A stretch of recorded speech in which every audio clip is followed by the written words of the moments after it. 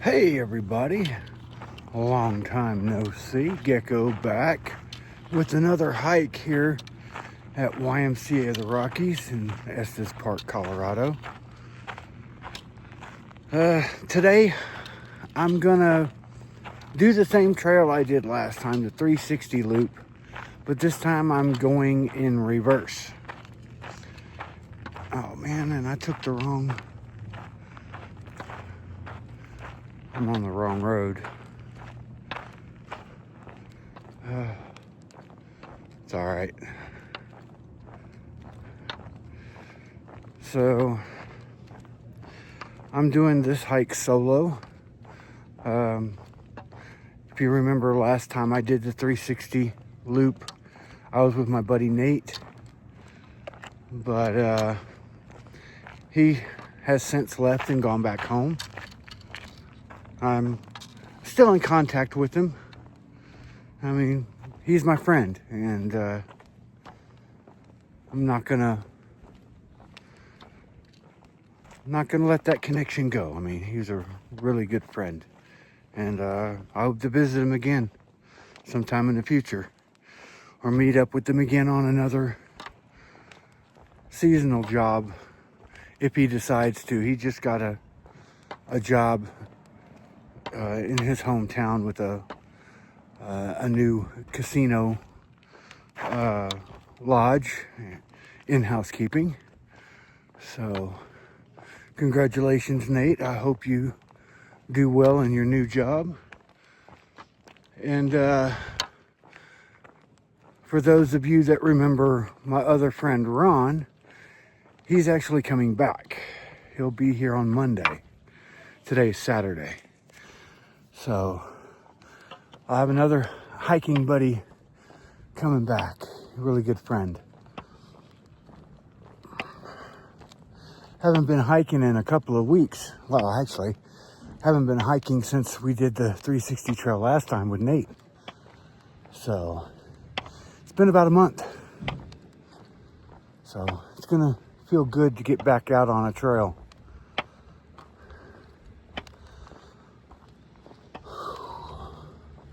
I'm still road walking, as you can tell, so I'll pull you back out when I get on the trail.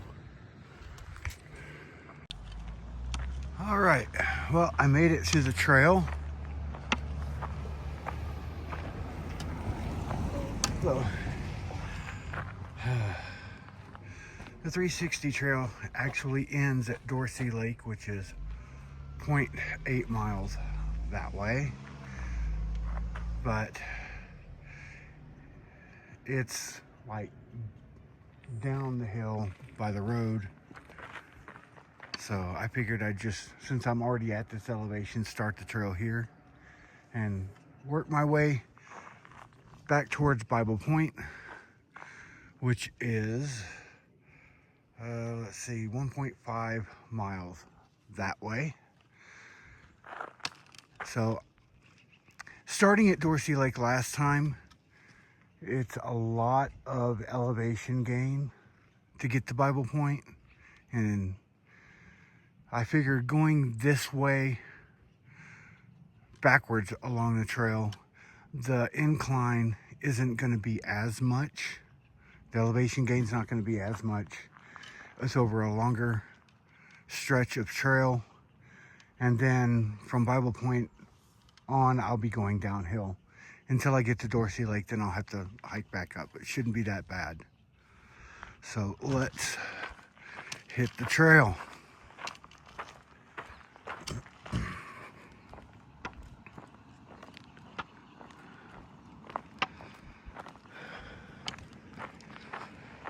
All right.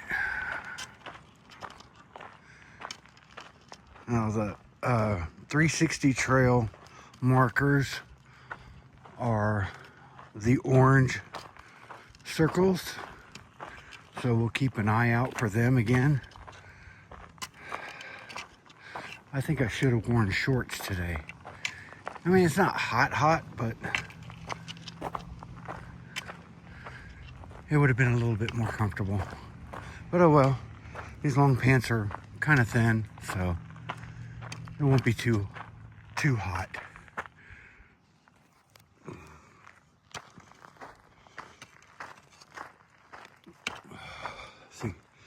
There's the orange circle.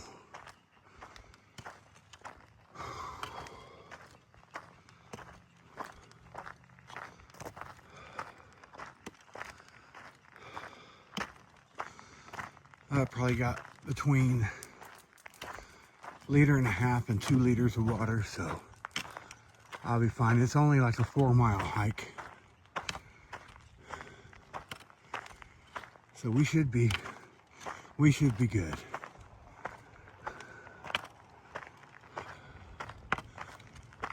And I'm gonna take my time hiking today. I'm not in any rush.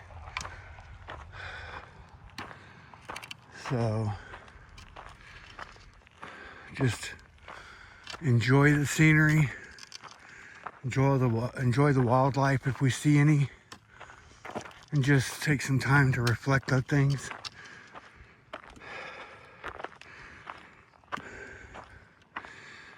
I've had a bit of an upheaval this past month, and I'm not the only one.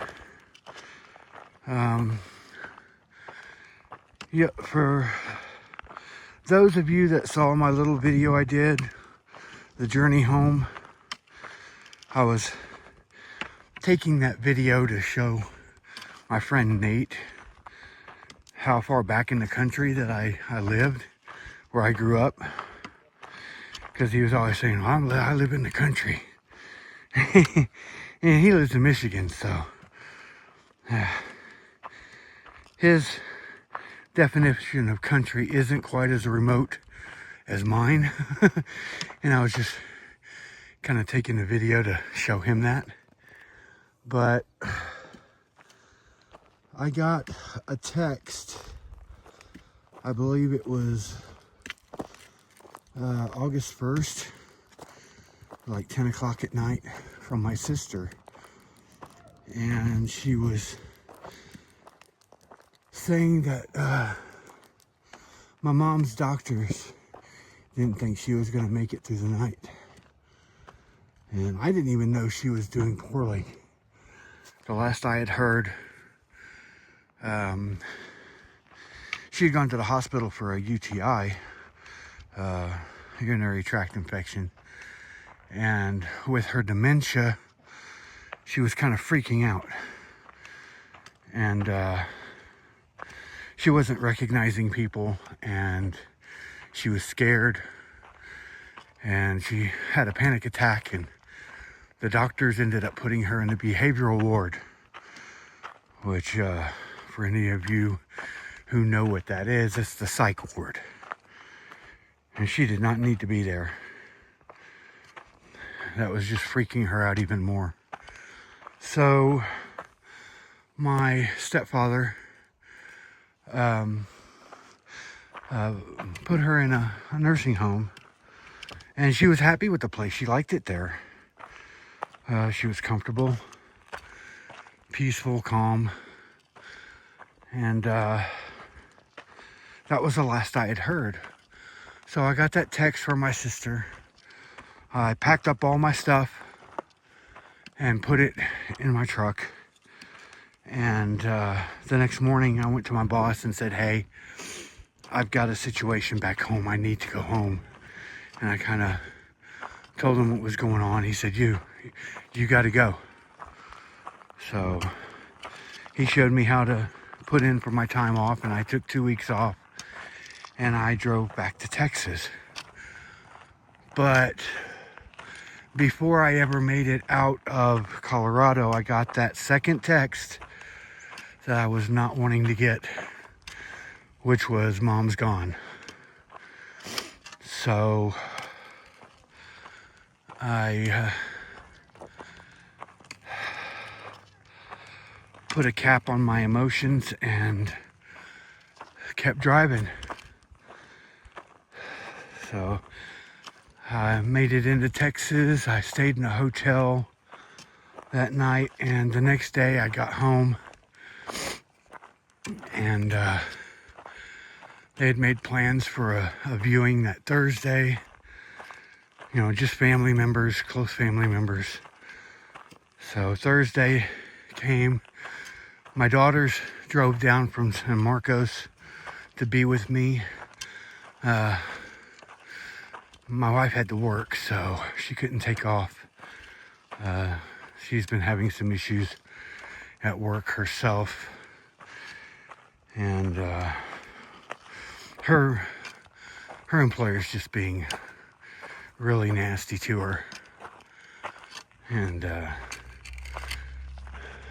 she hasn't found a replacement job yet, so her hands were kind of tied, or she would have been there. I got to see my aunt and one of my cousins, and of course my stepdad and my dad. My dad showed up, my mom's ex-husband, and my brother. I hadn't seen my brother in probably, I don't know, 8 to 10 years. I saw him, I hardly recognized him. He had a full beard and long hair with a ponytail. And he was always, the clean cut, clean shaven kind of guy. So it threw me for a loop. But it was really good seeing him. And of course my sister. I spent the whole time I was there at my stepdad's with her. And I got in there for the viewing, and I didn't even recognize Mom. She had lost so much weight. It was like looking at somebody who was literally skin and bone, skin over bone, I didn't recognize her, really. And I'm choosing not to remember her that way. So the whole time I was there, I had that lid on my emotions, and I gotta drive home. We gotta plan this. I gotta be there for my girls, and I gotta drive back. And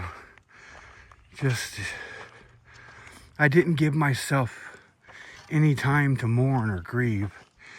And now that cap's on there, the emotions have just been building, kind of like a river that's been dammed up, and now there's a huge big reservoir behind it, and the floodgates are straining.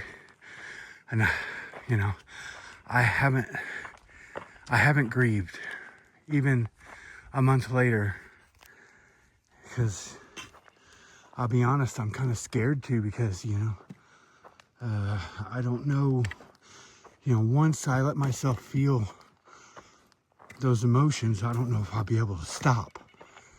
And even before this, anytime I would think of losing my mother, I couldn't do it. I had to put it out of my mind. It was just too much. And for those of you that have lost people, you may be able to relate, but I'm dreading the day that dam finally breaks, and I'm just flooded with those emotions. But it's gonna happen eventually. And part of me knows that once that happens, I can go through that grieving process and begin to heal. But right now my fear is outweighing the need for healing. I guess, I don't know. But when I texted my buddy Ron, I really didn't expect to get an answer, because he was hiking the Colorado Trail. But he answered me like almost like within 5 minutes, saying he was fixing to get on a plane for Dallas, because his mother had also passed. And, you know, obviously my condolences to Ron. And I really can't wait to see him again this week. Maybe we can, you know, kind of go through this process together. I know it's an individual pain and an individual loss, but, you know, there is common ground.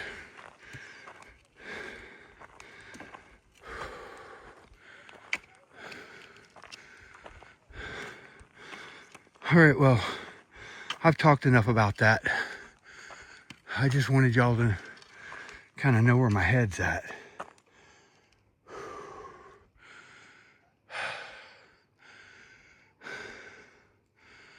Whew. I did not realize this trail was on the boundary of the national park. I didn't think we were that close. I mean, there's cabins right there. I didn't realize it was that close. There's a park boundary marker. Whew. Yeah, going this way, the 360 trail in reverse, you know, you're basically going up for a mile and a half, and then you're going down the entire rest of the way, versus starting at Dorsey Lake and going basically like 2.5, 3 miles uphill with a short downhill. I'd much rather get, you know, the uphill climb out of the way first before a big downhill versus a big uphill and a small downhill. So,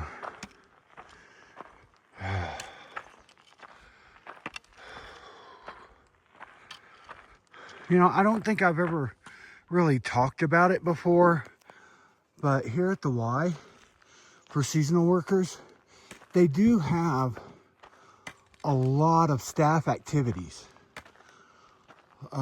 like ceramics and sewing, and they have like an open mic poetry share night once every 3 weeks. They have a whole bunch of sports that people play. They get together, you know, soccer and basketball, baseball, volleyball, pickleball, tennis, all kinds of things to do here. They have staff hiking events, and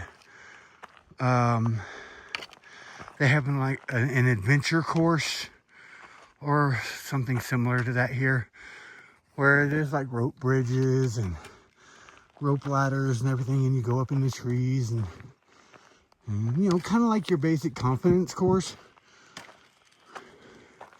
They have rock climbing walls, and they just started a writing club for those of us who write.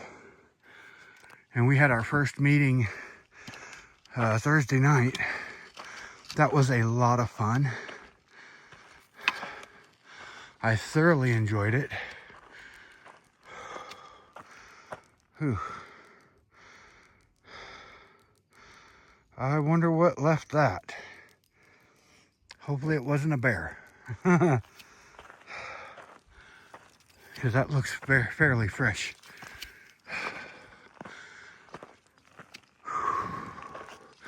It might have been deer or elk.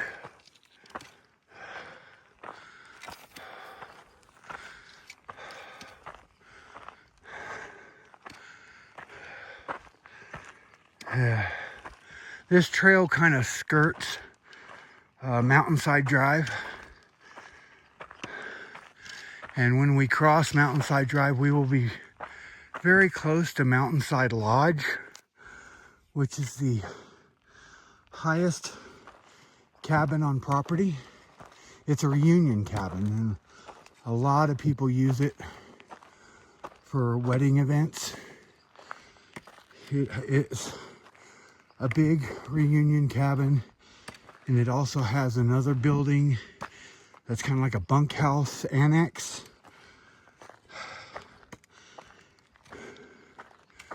And we'll see it here in a little bit. I'm not going to walk all the way up there, but we'll be able to see it from where we cross the road. And I'll zoom in and show you. But the views from there are spectacular. And I will post some pictures that I took up there from a previous time that we went up there and cleaned it. Just so y'all can see it. And I apologize for the haze. I think there's a wildfire somewhere. I know there was one listed on the fire map that I saw yesterday that wasn't too far from here. It's in the national park at Mills Lake, which isn't that far from Bear Lake, which you can almost see from here. It goes around an arm of a mountain, so you can't really see Bear Lake, but it's probably less than 20 miles from here. But the fire map only said it was like 0.1 acres, and it was contained. So no danger really here from that so far. They haven't really had a fire here for 4 or 5 years that kind of impacted the property here. There was a time they did evacuate, and I think they lost like 2 buildings, but they've since been rebuilt. This part of the trail goes behind a section of cabins that are private property.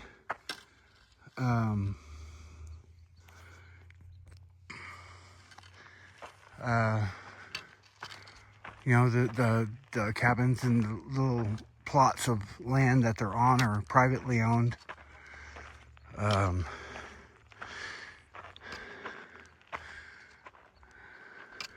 that, I think, kind of goes to the history of the Mountainside Lodge. Oh, we're at 1 mile. So we got half a mile to go until we summit Bible Point. But anyway, Mountainside Lodge was built in 1909. And it was, at first it was like a cabin for prospectors. If I'm remembering the history correctly, I could be wrong.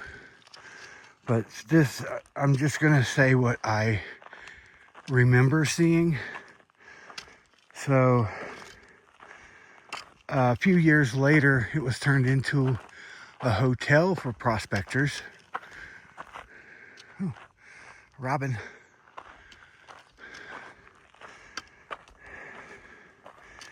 And then it was sold to an individual who I believe was a member of the YMCA, who eventually like sold it to the YMCA for like $1 or something like that.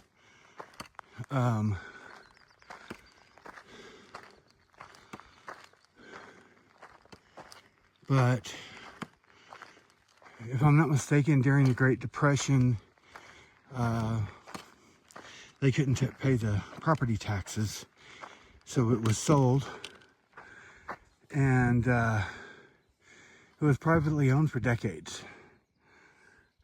And then eventually it was sold back to the YMCA, and they, you know, turned it into one of their lodge cabins for like reunions.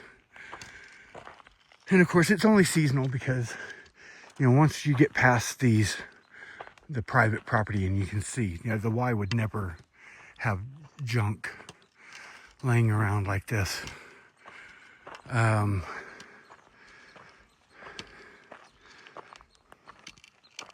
the road is only paved to where these private property is, and then it's gravel road. So they don't plow it in the wintertime when it snows. So that they shut down the cabin, you know, do a final cleaning and take all the linen and everything out, you know, turn off the power and everything, and they shutter it until spring, where they'll do a deep clean, restock it with all the sheets and everything, turn the power back on, and you know, people can start renting it out. But they have like a little open air chapel up there where people can have their weddings, and there's like a little pavilion area with chairs and everything for like potluck, catering, all that, you know, dancing, whatever they want for their wedding party. And there's also like a little overlook that they use for like wedding photos and stuff like that. So it's a really, really nice setup up there. And we'll get to that.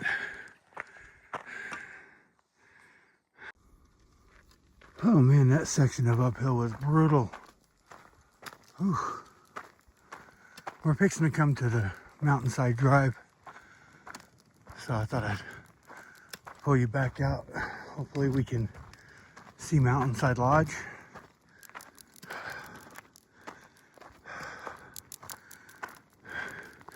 If not, I'll just like zoom in on the area that it's at. I'll still post the pictures.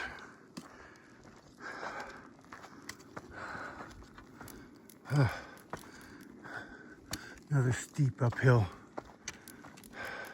That's level.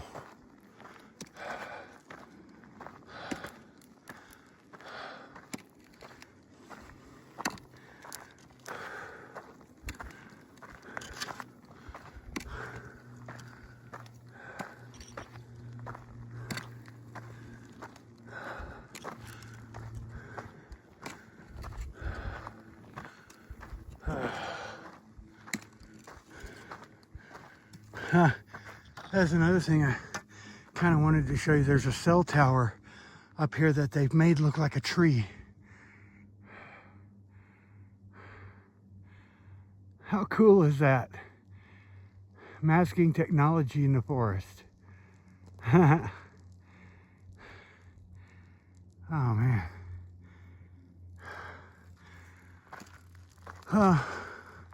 From where this crosses the road, we may not be able to see the lodge. There's going to be too many trees in the way, and I'm not hiking all the way up there. But it's, oh wait, you can see it a little bit. It's right up there.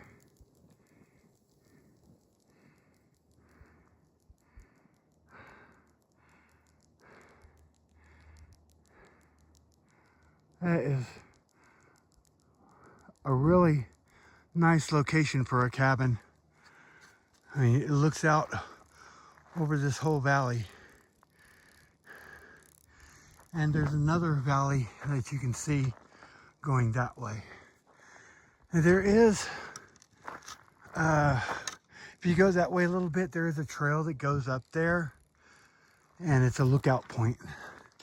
But we're not going to do that. Not today. Whew. I've been avoiding hiking in the national park because I don't have a parks pass yet, and I don't want to get in trouble and get a fine. So I've been kind of scouting trails in the area that don't go through the national, hold Hold on. Had to flip my phone over when I switch hands. That one covers the camera, as you saw. Anyway, I've been scouting trails that I can hike that don't go into the national park, and I found a couple. There's one that I want to do, and I'm hoping that Ron will go with me. It's on Highway 36 between Estes Park and Lyons, going towards Longmont. It's in the National Forest there. I want to say it's the Jefferson National Forest, but I'm not sure. But it's called the Lion Gulch Trail. And there's a couple of other trails that intersect with it. One of them being the Homestead Trail. And something Meadow Trail. But there's a way you can stitch them all together, and they have it done that way in all trails. That's about 8 miles. So that's going to be a really nice hike.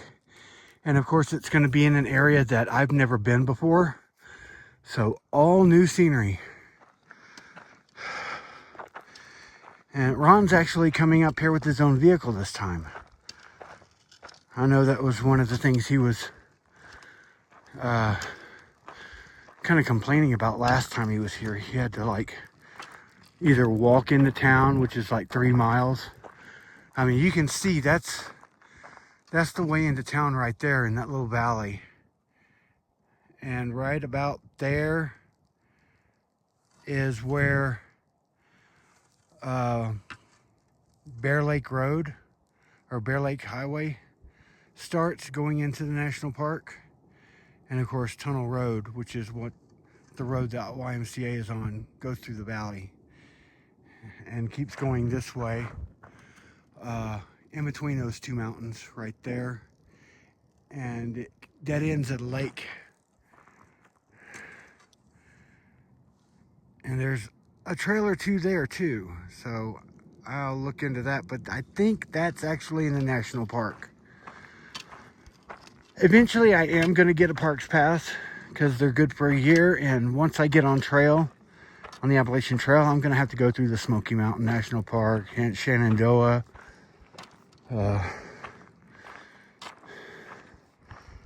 And you know, having a parks pass will help. You know, you don't have to have one hiking the Appalachian Trail. I think there's some like backcountry fees you're going to have to pay anyway.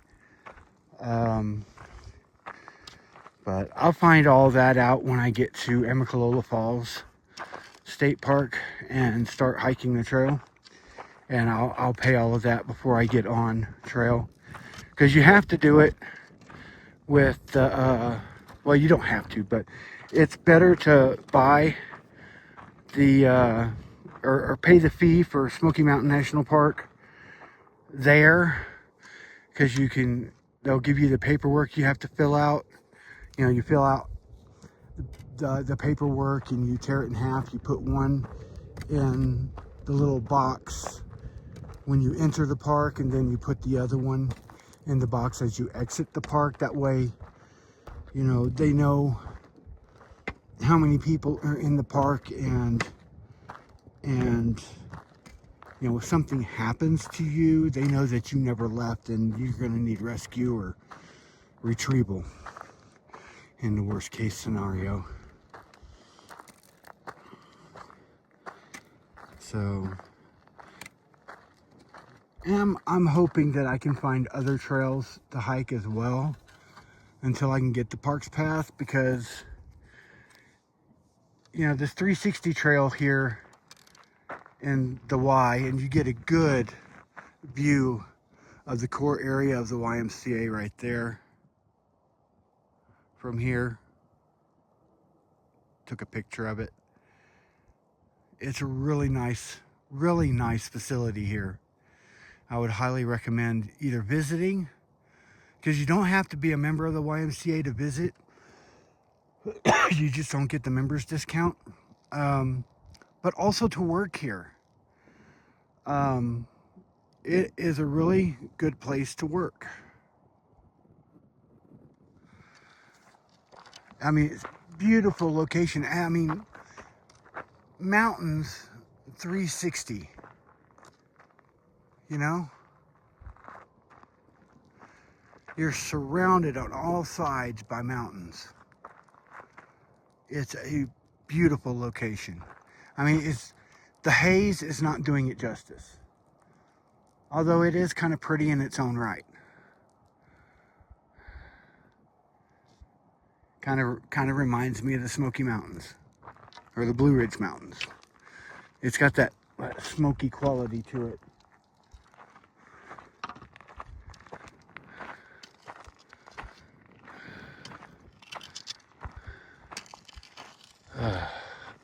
There's a nice little resting place right up here that we are gonna utilize so I can drink me some water.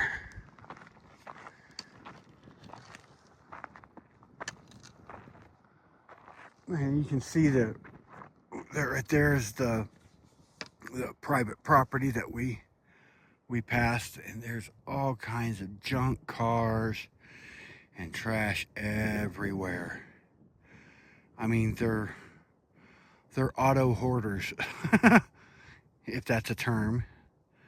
But I kind of wish that the Y would kind of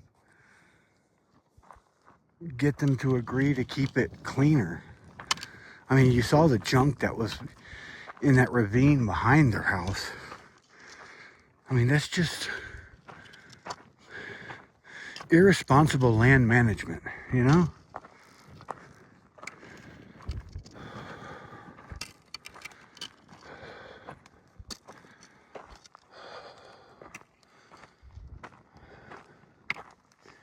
And it is but you know, besides the haze, it is a beautiful day to hike. It's probably around 68, 70 degrees. There's a nice breeze. Nice fluffy clouds in the sky.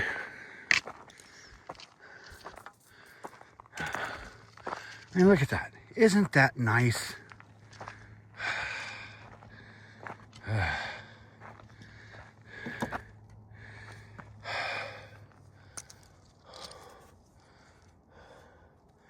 Take my backpack off and get my water bottle.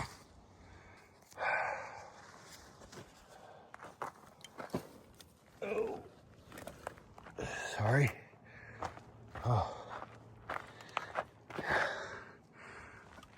Oh man. Look at that view.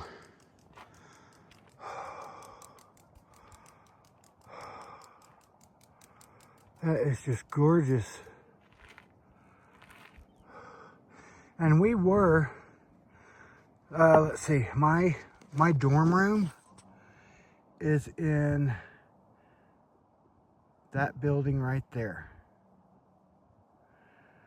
So I walked that way, went in between those two buildings to that road, walked up that road, and the trail just started right there and wound down around there and ended up there.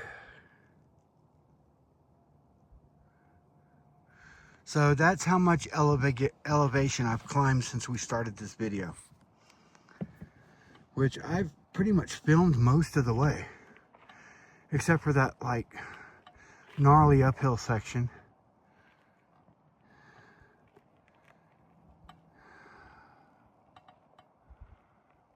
All right, well, I'm gonna sit here, get me some water, oops, and enjoy the view.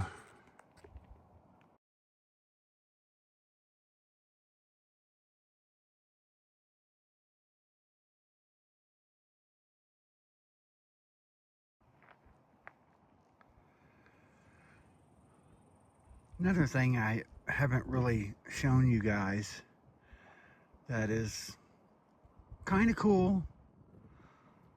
I mean, the YMCA is a Christian organization, but there is a big cross right there that has all kinds of lights on it, and you can see it really clearly at night.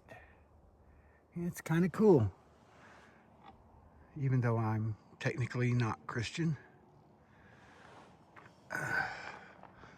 don't get me wrong, I am very spiritual, but I just don't feel comfortable with organized religion.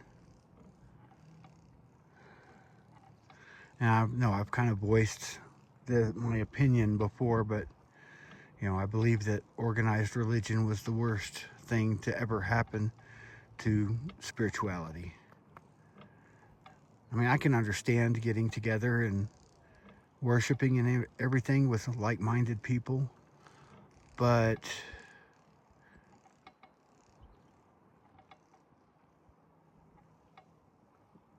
you don't need the bigger social and political things that go along with organized religions. I believe that's been the root of most of the turmoil and international strife for centuries, with wars and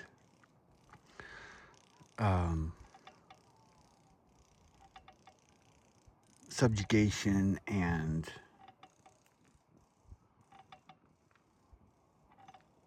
there's words I'm looking for that I can't find.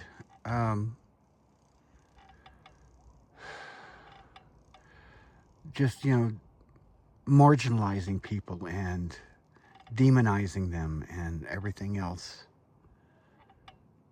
But I'm not shooting this video to go into that, so that's all I'm gonna say.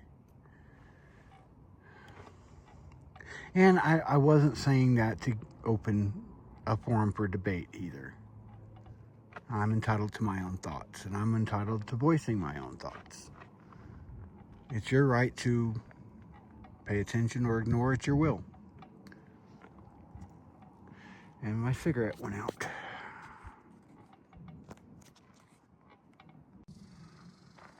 Alright, well, I just left my little bench swing. I'm going down this little downhill section in between these two peaks. This peak, and then Bible Point is right over there. We're almost there. But there's a little trail that goes down the backside, kind of into the park, I think. I don't know exactly where it goes. I'd have to look on a map. But there's a nice little view of the backside of Bible Point on this side, looking towards Sprague Lake and points beyond. I don't know if you can actually see Sprague Lake though. Probably not.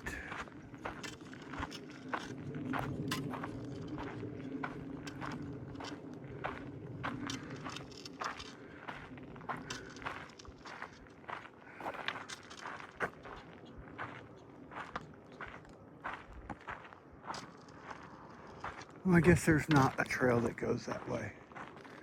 At least not here. I think it's further up.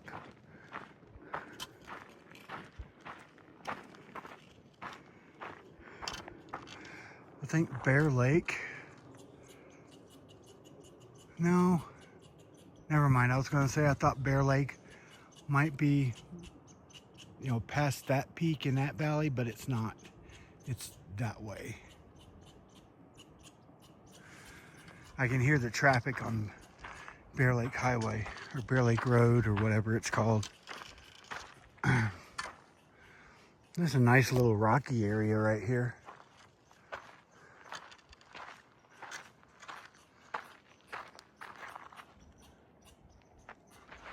That squirrel over there is not happy. I don't see it.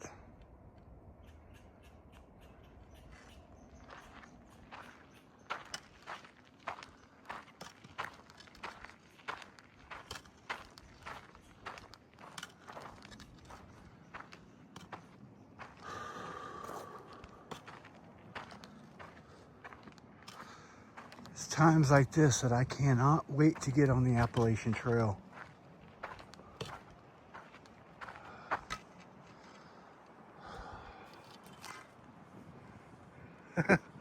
That rock right there looks like a bird's head, like an eagle head.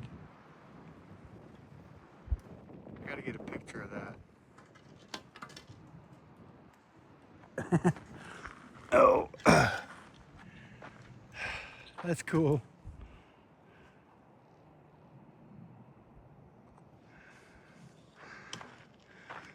All right, down here into the little gap. And then we're gonna do our final ascent up Bible Point, which is not far at all.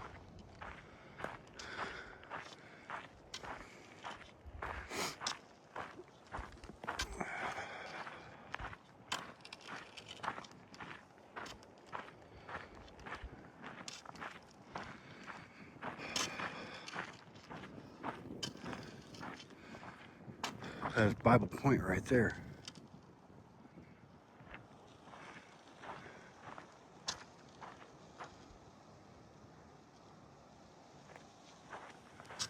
All right, one last descent, and the rest of the trail should be downhill until we get to Dorsey Lake, or Dorsey Pond, I should say.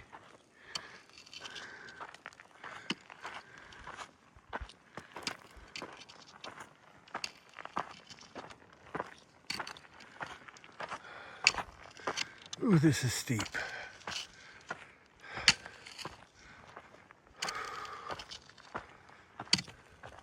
This is steeper than that other part.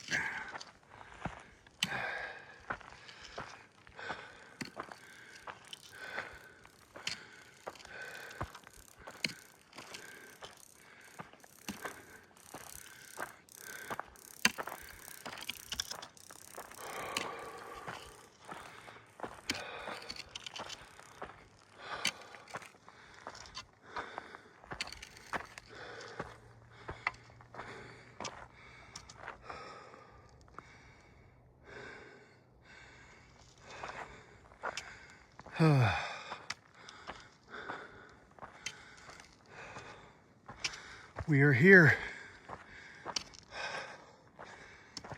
and I'm the only one here.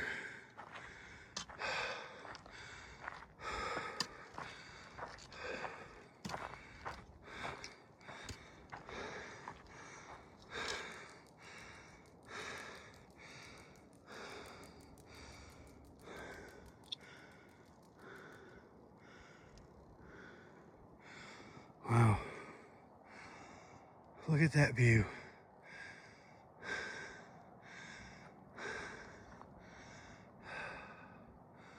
Eagle Cliff right there.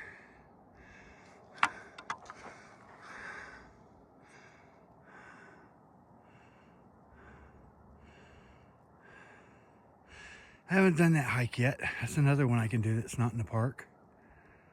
But you think this uphill was bad. You're going straight up that the entire way.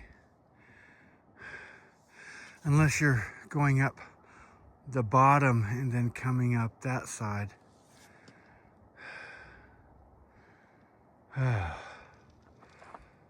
There's all kinds of signs and everything up here.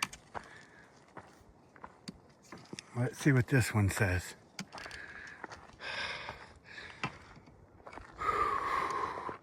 Oh, it's the last Bible verse of Bible Point Trail.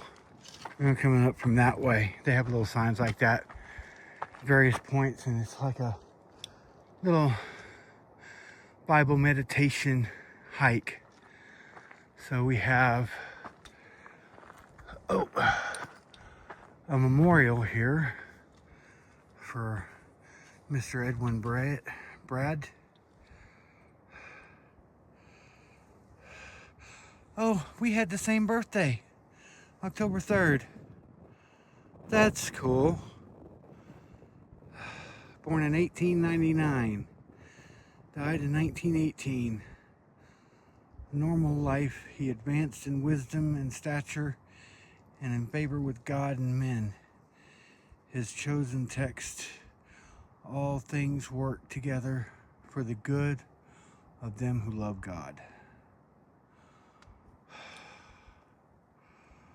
That is a really nice memorial.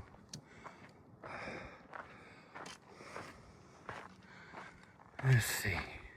That's the way we came. And we have here Bible Point. Although Edwin Brad traveled around the world with his missionary parents, he said this was his favorite spot in the world. He spent many hours contemplating life from what he then called Buena Vista. After his untimely death in 1918, he was buried here. His family placed a mailbox with a Bible near his grave. The old name gradually disappeared and was replaced with the new name, Bible Point.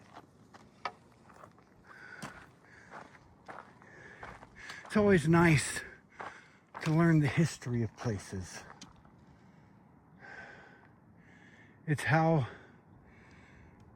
people and events are remembered for future generations to learn from. So the same mistakes, the same faults aren't made or embraced. Map. Let me come up here.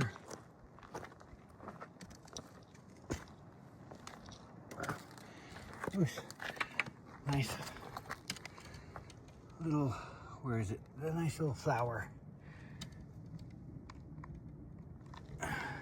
in the midst of the rocks.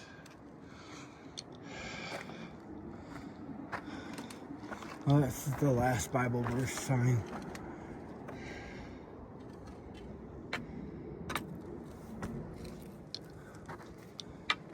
And we have Bible Point, 8,611 feet above sea level.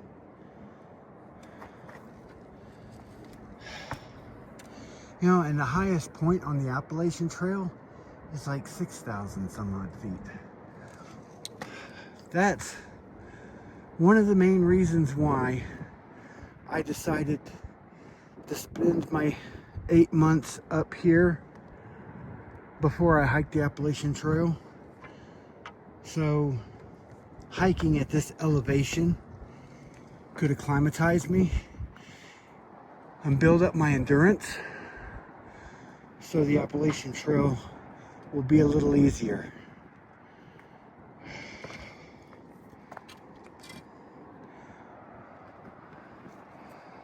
Oh man.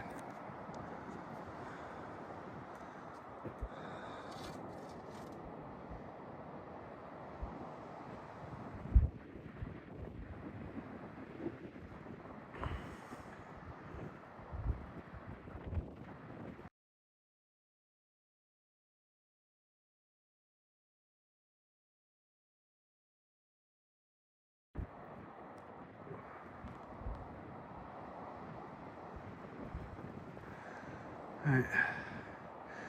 I wanted to get a picture of that little stream down there, but I hit the end record button instead. So, y'all didn't miss anything. And there's the mailbox that they were talking about. Probably, I would imagine, not the same mailbox that was here originally. Obviously, that was over 100 years ago. So here's the mailbox. I'm redoing this section of the video because I showed some stuff that was in the mailbox, and in hindsight, that was probably not appropriate. So I'm not going to include that in the video because there were names and pictures and stuff. So, and of course, there's another cross right there.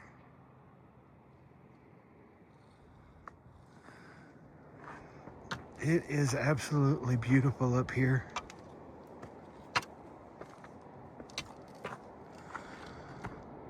Oh.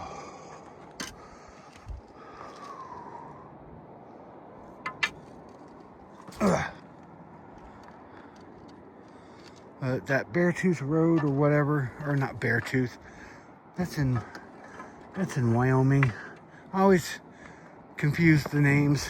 Beartooth Highway and Bear Lake Road. This is Bear Lake Road. You see it winding down there, comes up and around here, and goes off that way towards Bear Lake and Flat Top Mountain. And beyond that is Mills Lake, which is where that fire was.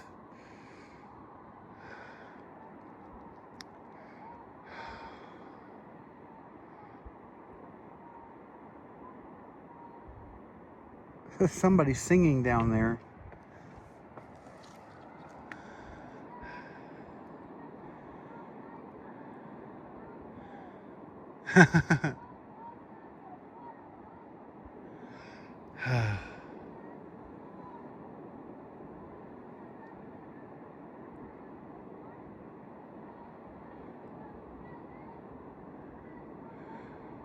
I don't know if you can actually hear.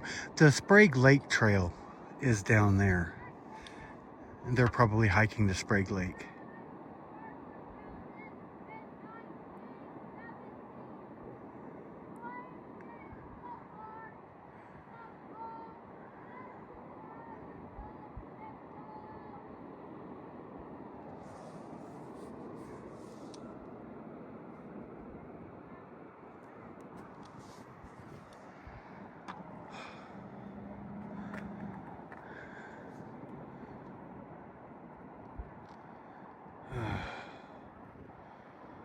I can't get enough of this view. Oh my God.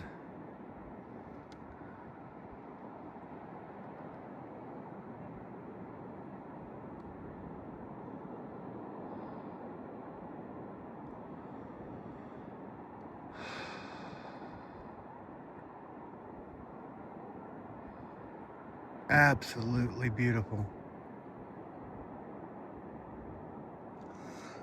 All right, well, let's go ahead and head down without breaking my neck.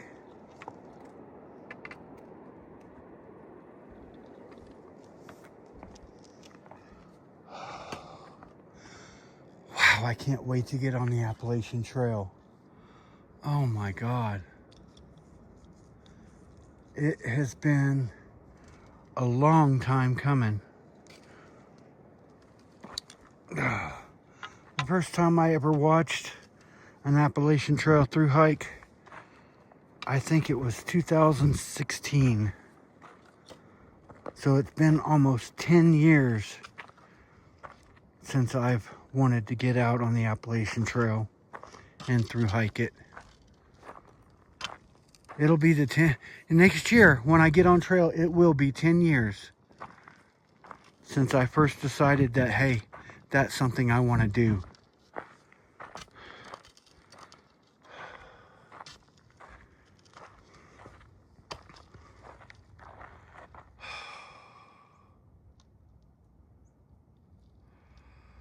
All right, well, let's find the trail down.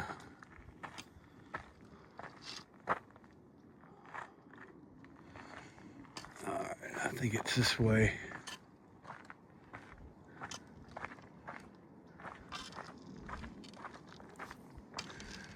There are a lot of switchbacks going down this side of the Bible Point, if you remember the last time we did the switchbacks coming up.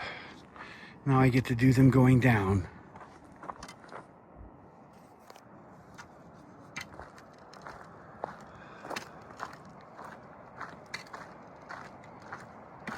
I'm definitely gonna have to get a new pair of Ultras shoes before I start the Appalachian Trail. The lugs on the bottom of these that I'm wearing now have worn flat. See, I don't know if you can see it. You can see they're just worn down to nothing. They're supposed to look like that, but they're nothing. Definitely have to get a new pair. They actually, the Lone Peak 9s, they actually have a version of it that is waterproof. But I don't know if I want to get that. Because in my mind, the waterproofing is going to be not breathable. And I do like the fact that these shoes are very breathable, the non-waterproof ones, so they dry quickly. I think if I had a waterproof pair, they would eventually get wet inside as much rain as the Appalachian Trail gets. And that's just going to trap that water inside the shoe. And I would probably be more likely to get trench foot. So I think I'm just going to stick with the regular Ultra Lone Peaks.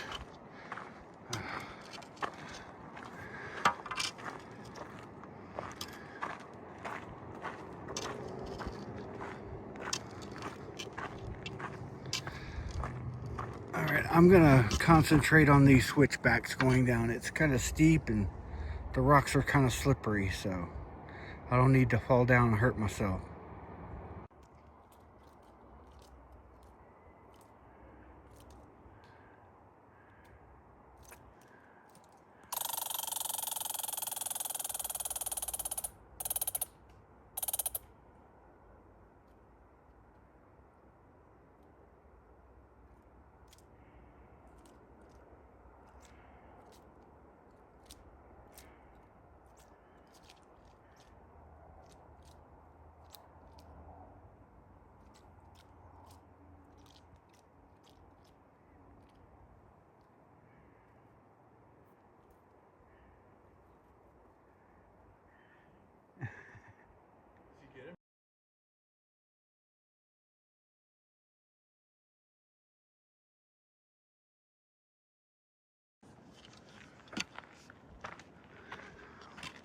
Well, that was an unexpected squirrel sighting. But he did like to sit there and pose for me. So the guy that was behind me when I was filming, he stopped so he wouldn't disturb the squirrel. But he's up here doing a little practice hike for a backpacking trip he's got coming up. I think he said next week he's going to do the Tahoe Loop Trail. And it's like I think he said it was 186 miles. So good luck to him on that. He asked me what my trail name was, so I told him, "Hey, I'm Gecko," and he said he was Poppy. So very nice to meet you, Poppy, and good luck on your hike.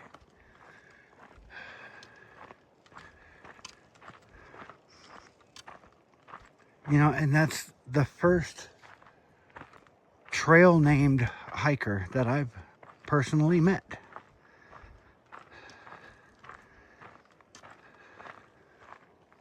I mean, I've been asked before if I'm Gecko's Trails, but that's my YouTube handle.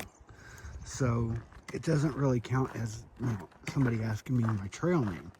Because it wasn't about hiking, it was about the YMCA of the Rockies and the 2021 playlist that I did the last time I was here. Which I was not expecting recognition at all. So it kind of surprised me that somebody would come up to me and ask me if I was who they thought I was. You know. And I guess I'm gonna kind of, you know, have to get used to that if I'm gonna be vlogging through hikes.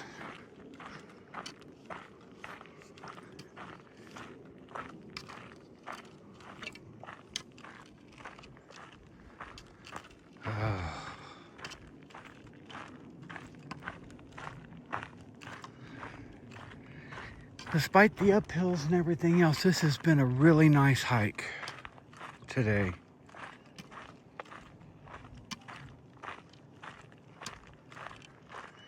And it was kind of good to get out here and just kind of be by myself and in the forest and the mountains. I really needed this reset, you know. It's been over a month since I've gotten to get out here and hike,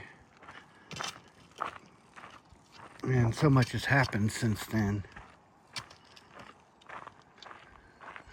It's just nice to be out here and be away from other people for the most part. You know, the little passing encounters don't really count. Unless it's like Poppy, you stop to talk, so that was really nice. And I will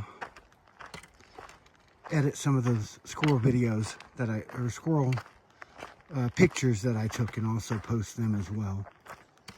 I was able to get pretty good close-ups. I mean, because he was like from, here to this tree from me, and I was zooming in. So I'm not zoomed in now.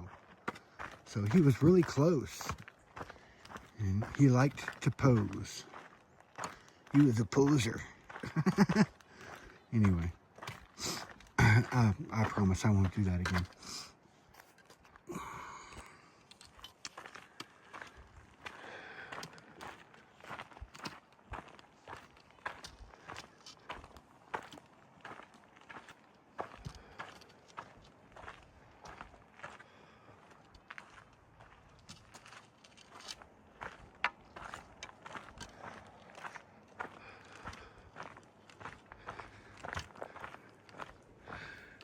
This section of trail kind of reminds me of a narrower, flat top mountain trail.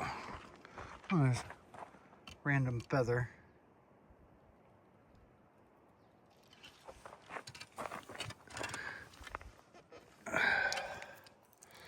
Wow, I wonder what kind of feather that is. It's very downy.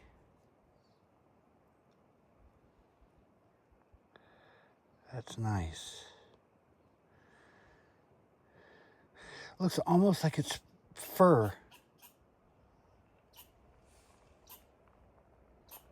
Yes, I see you. I see you sitting there on that limb.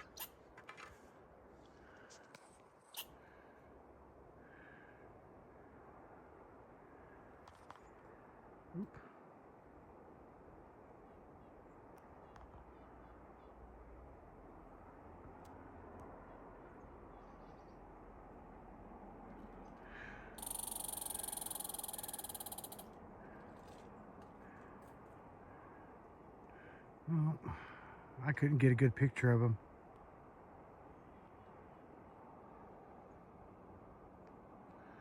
He took off before I could get a good picture.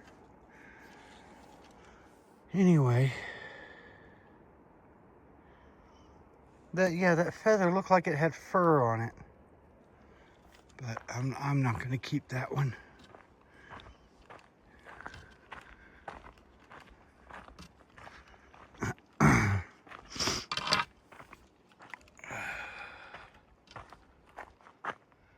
Looks like the trail used to go up there on the other side of where that log is. Years and years ago. Looks like it hasn't been used in probably 50 years.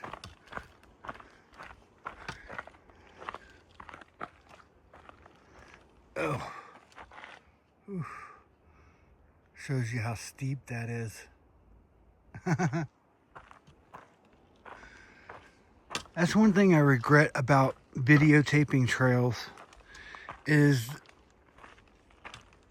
the perspective is off.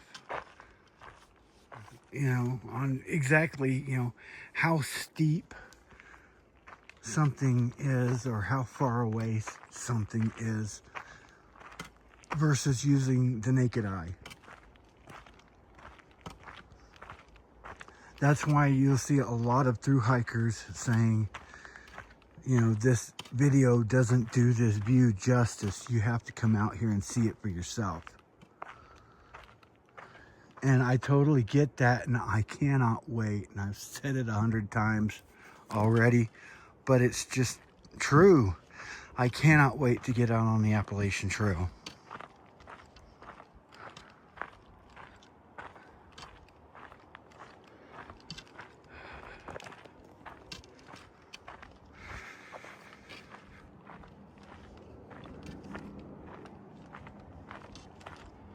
I do believe we're getting close to the bottom of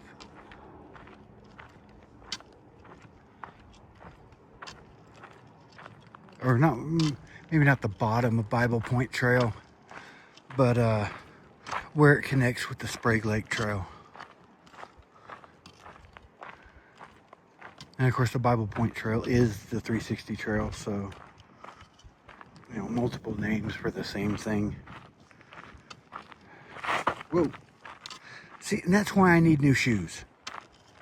If I would have had the lugs on the bottom instead of the worn flat surface on the bottom of my shoes, that little skid would not have happened.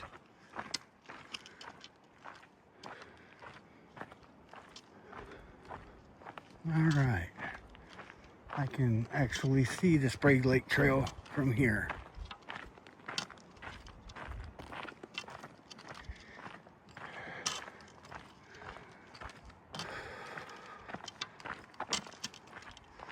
Oof. I'm gonna have to stop here in a second for another restroom break.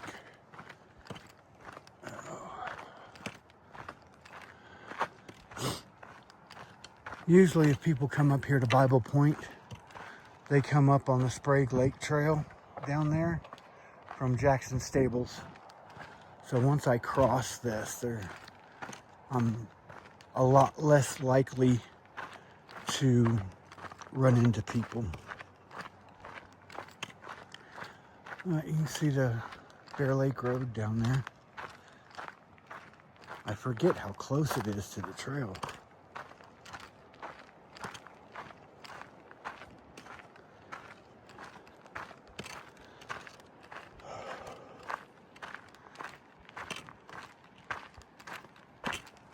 All right.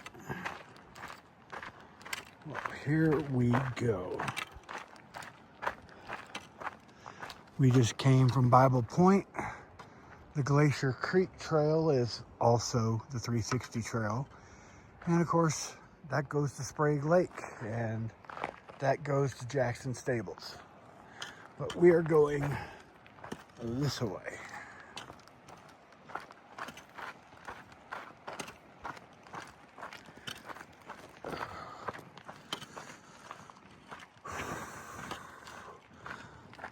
Tell you what though, I am not looking forward to the hike up from Dorsey Lake, Dorsey Pond. Oh.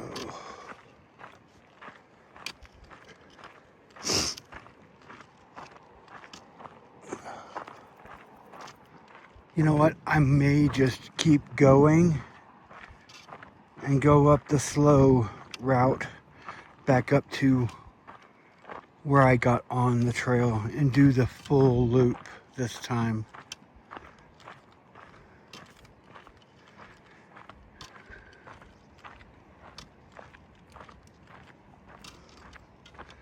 And my watch did go off here just a minute ago, so I'm at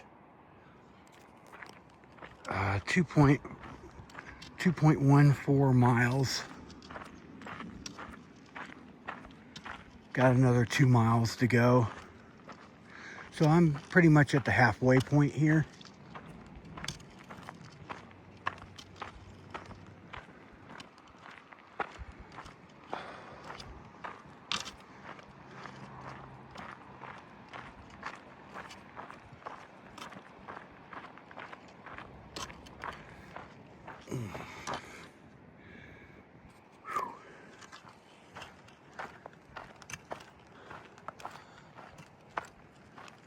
I was so glad when the staff said that they were going to start a writing circle.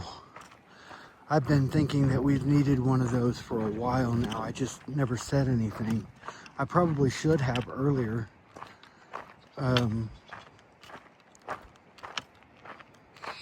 But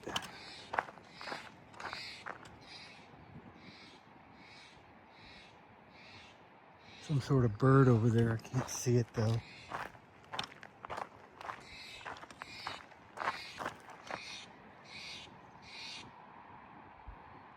What?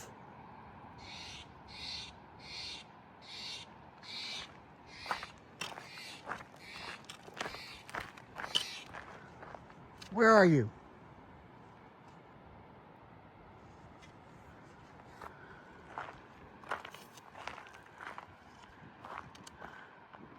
No, I don't see him. But anyway, I was glad that they posted a writing prompt before the meeting. Something that we could do to have ready for when we got to the meeting. And that sparked a writing spree for me.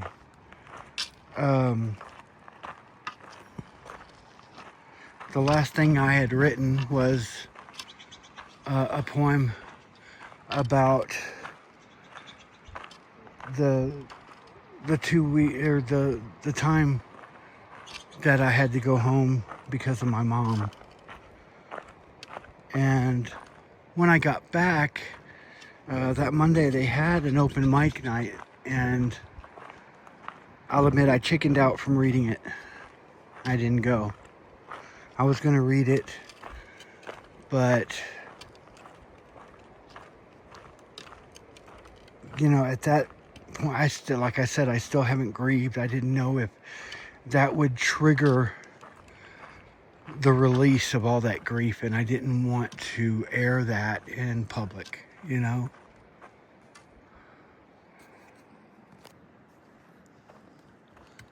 But anyway, the writing prompt was write about the mountains from the point of view of an elk.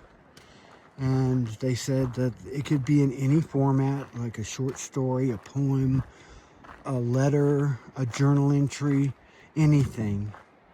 And I wrote not one, but 2 poems about it.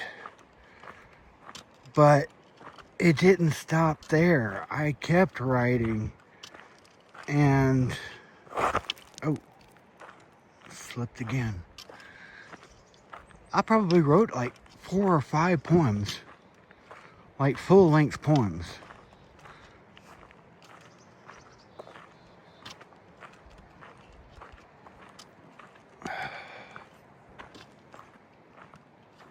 And I'm just glad that this writing club came to be, because it is exactly what I needed. Because I was stumped in my writing as far as poetry goes. Now, I do, since I got back, I have started a new novel idea that's kind of mutated into a 6-book series. But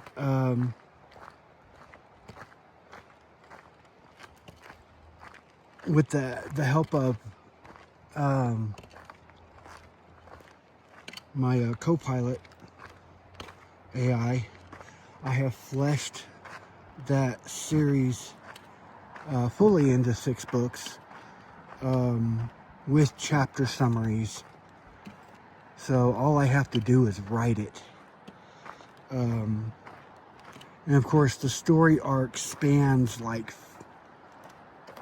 I can't remember how long, but it's basically from like 3000 BC in ancient Dalmira to the far, far, far distant future, to almost the end of the universe. like 50,000 years into the future. And of course, the whole premise of the story is this main character, while studying the soul, stumbled upon immortality. And through his immortality, he was cursed. So that anyone who fell in love with him would die. And he spends his long life trying to find a way to end his immortality. And he finally finds a way and does it. But a descendant of the original person who cursed him resurrects him. And so he's faced with the same problems that he had faced before he ended it the first time, trying to kind of battle this cult that has sprung up against him and find a way to permanently end his suffering. And he finally does it, but it's a 6-book story arc. And the name of my character is Valentrexus. And the books are, see if I can remember them in order. Valentrexus Rising, Valentrexus' Lament, Valentrexus' Endgame, Valentrexus' Retribution, and Valentrexus' Apotheosis.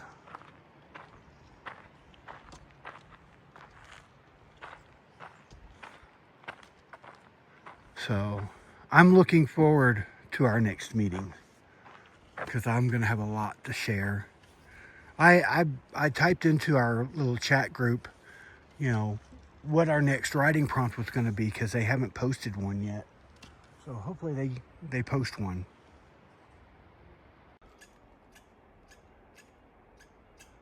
I have pissed off more squirrels today than I care to count. I can't see them though. Although I did find a dead crow or a dead raven.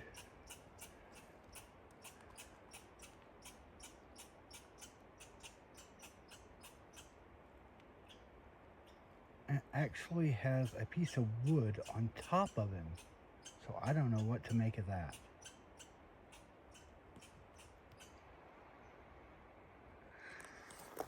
All right.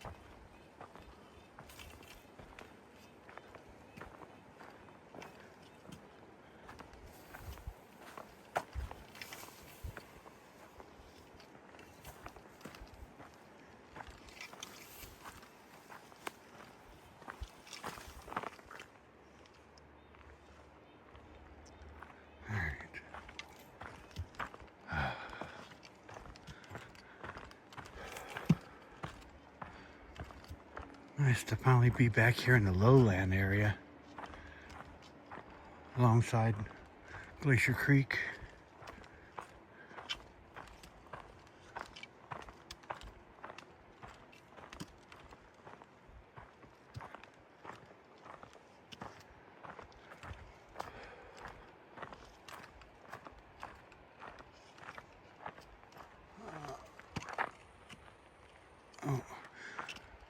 trying to see where the sun went. I had to worry about rain clouds, but I don't. They're not rain clouds.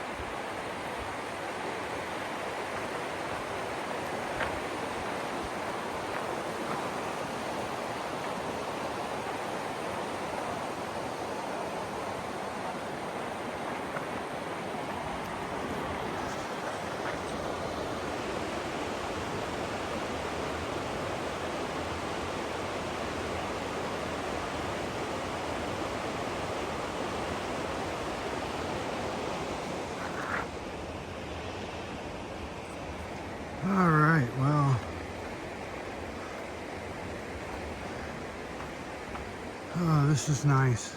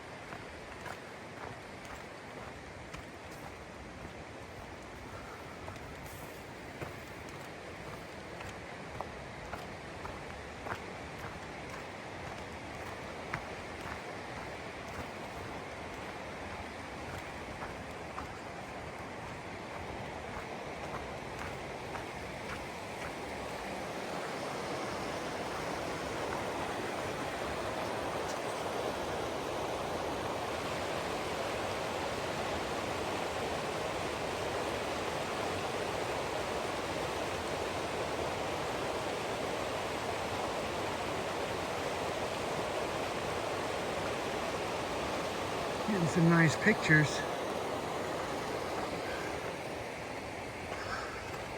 I really like this section of the trail.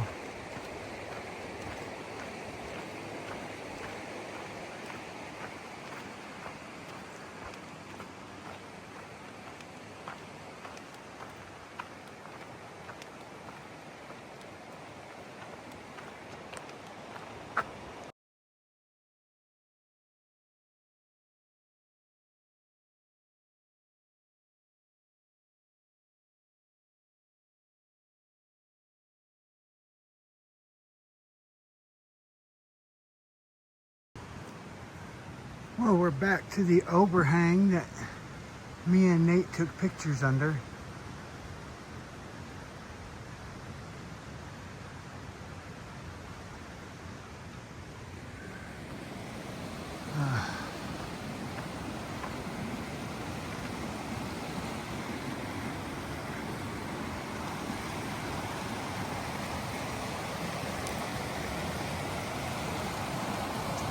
That's pretty.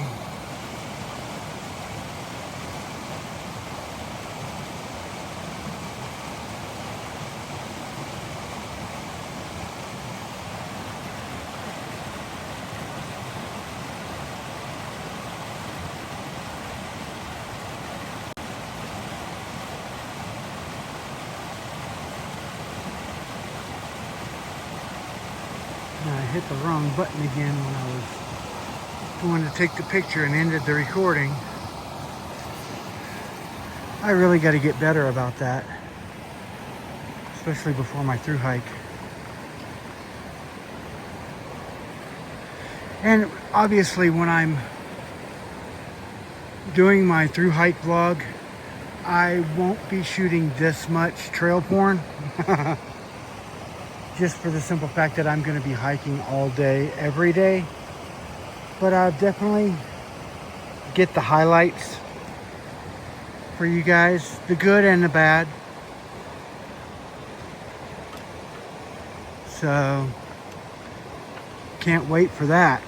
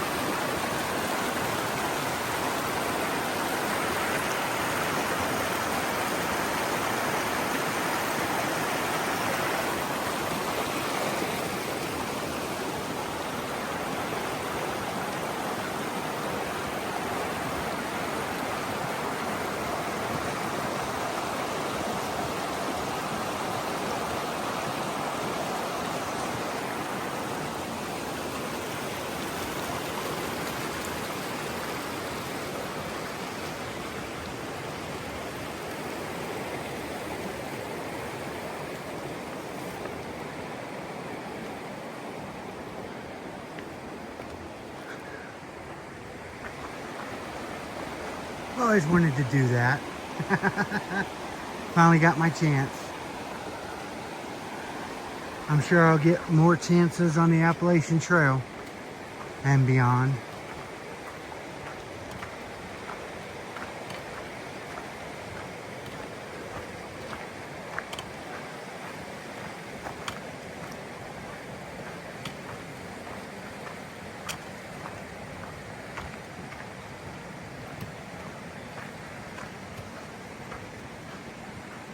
Well, we just hit 3 miles.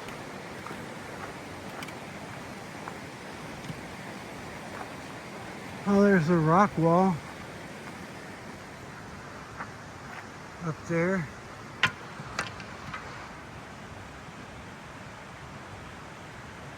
Not a very big rock wall, but that's the outdoor rock wall.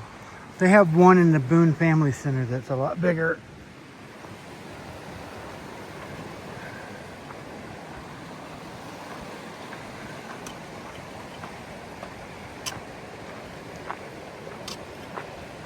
And we are like right behind the Boone Family Center here, right up that hill.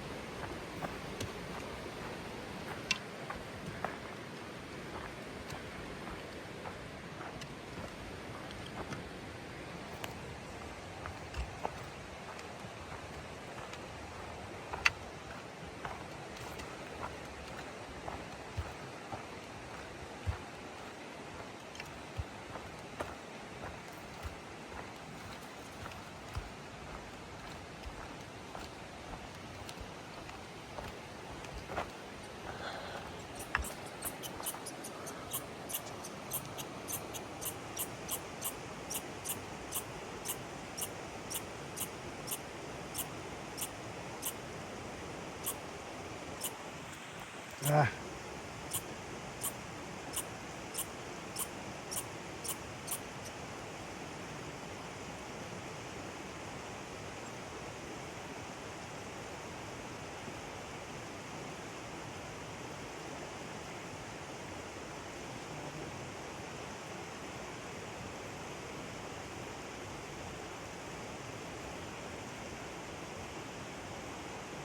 Oh, he's gone.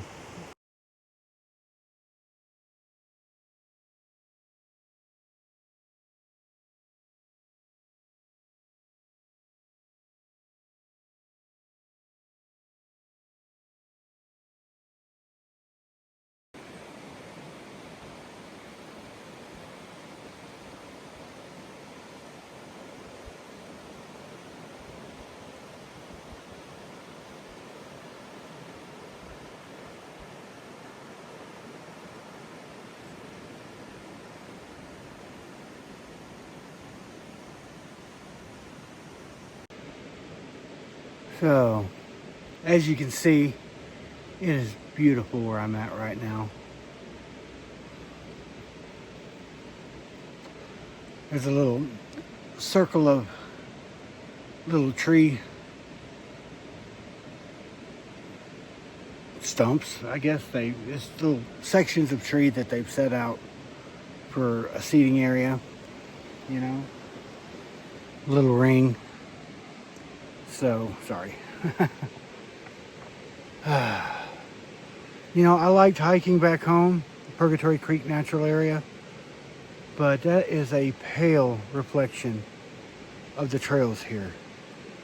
I mean, yeah, you get to see some of, you know, the natural areas in Texas, but Colorado is next level.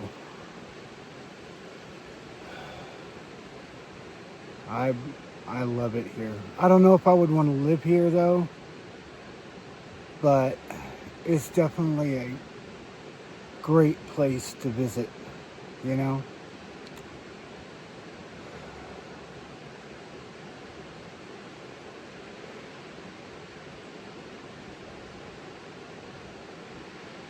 Just listening to the stream and the birds and the squirrels.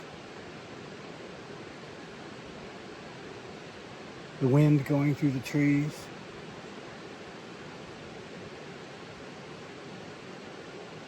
There's nothing like it in the world.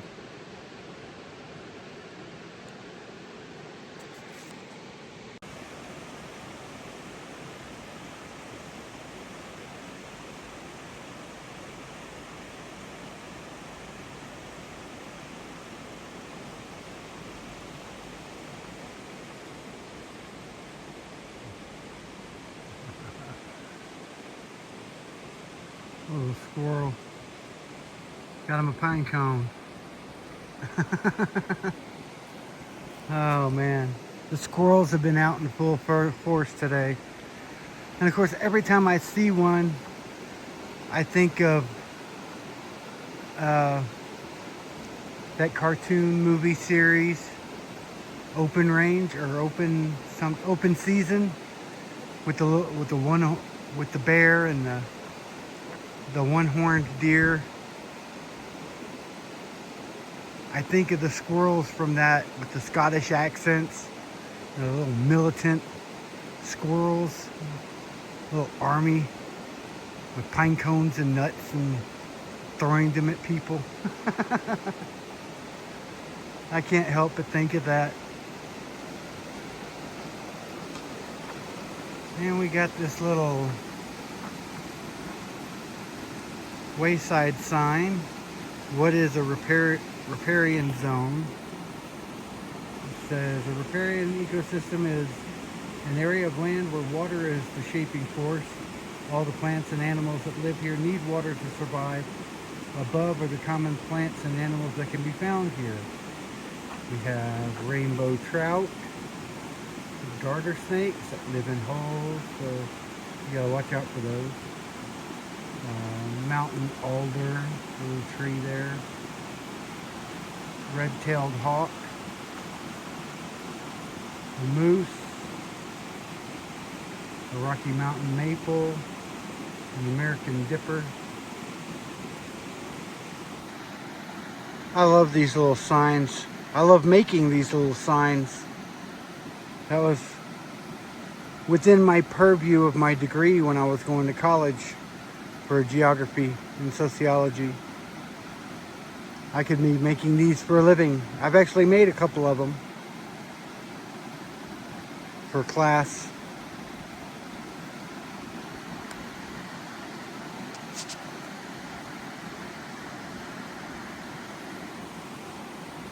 There we go. I'm back on the trail.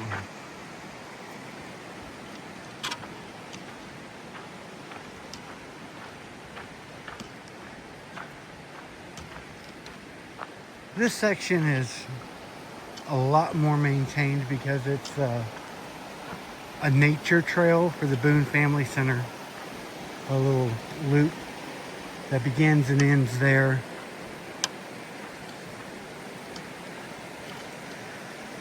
I think I mentioned it last time I was here, but none of this was here when I was here 3 years ago.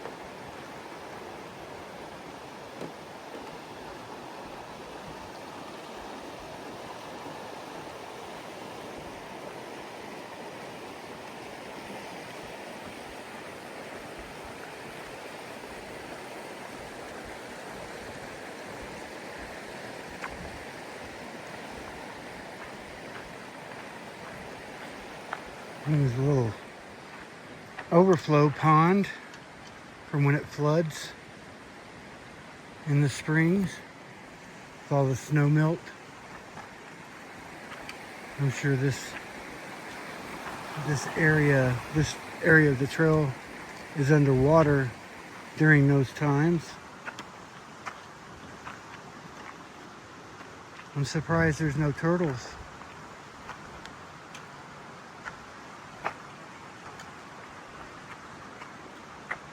It'd be a perfect little pond for turtles with the little rocks in there. A little piece of the trees and the tree stumps for them to perch on.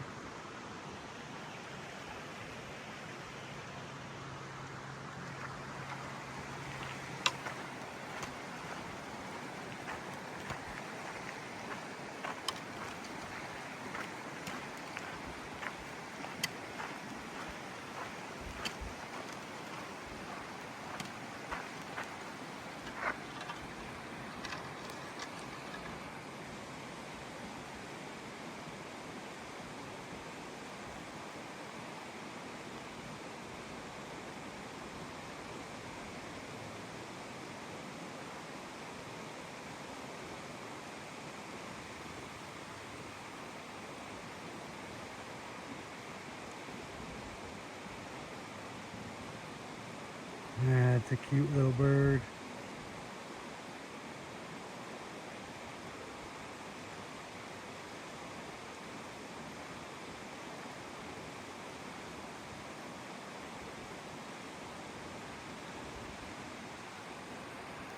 I'll let him go back to his business.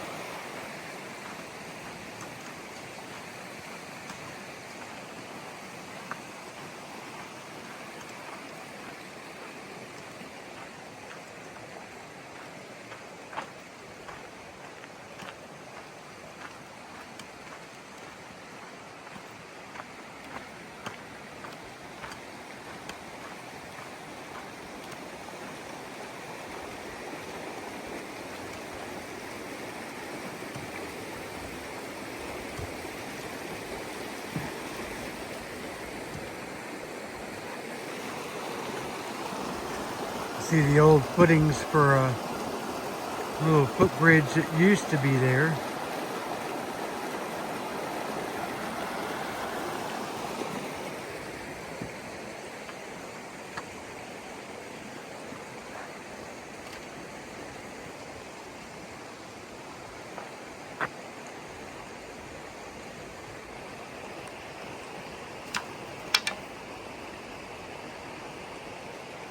And I dropped my walking stick.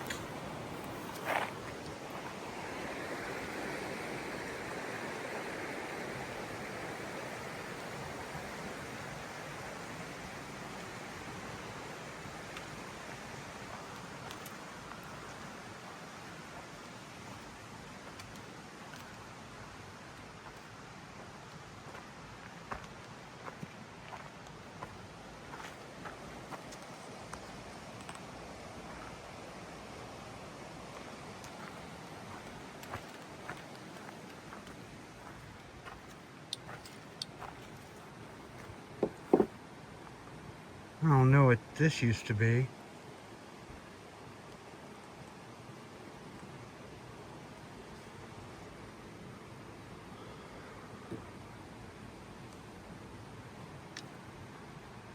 Oh, look, I had a motor in there. Maybe it was a water pumping station of some sort.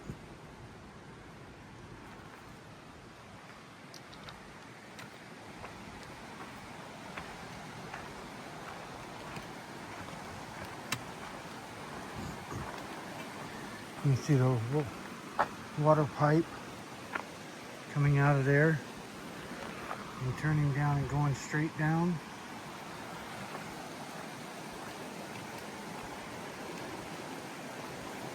Whew. You can tell the horse has been here. It smells.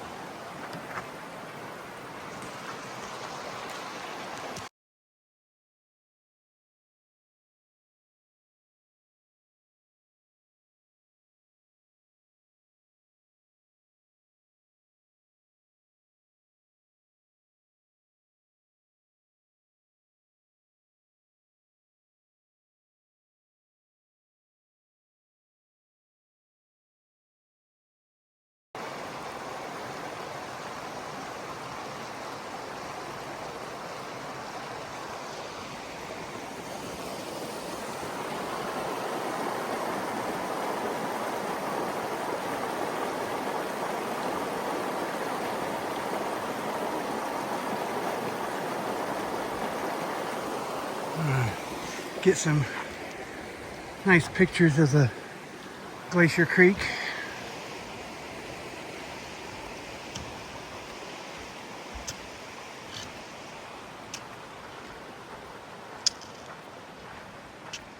And we're back on the trail.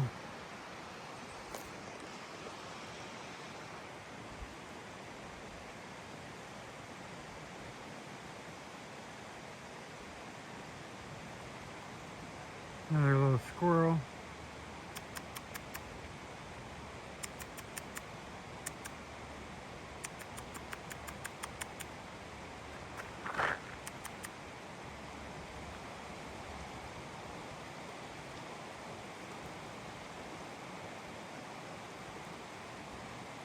And a bird right there.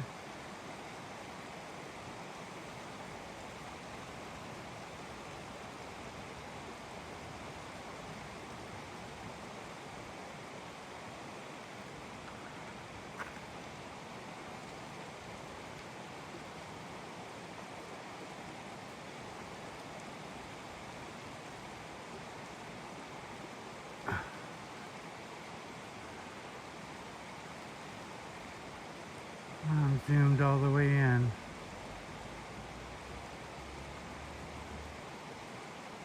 Just eating his dinner. Fixing to scare him up. That's the way I gotta go. Him and that bird.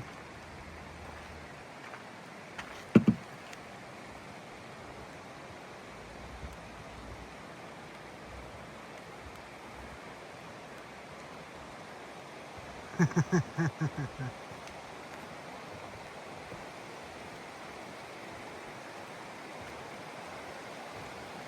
it's a chipmunk, not a squirrel.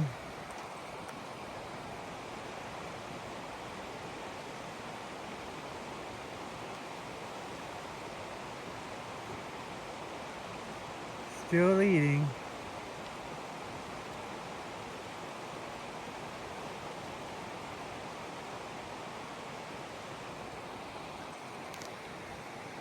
I'm fixing to scare him off again.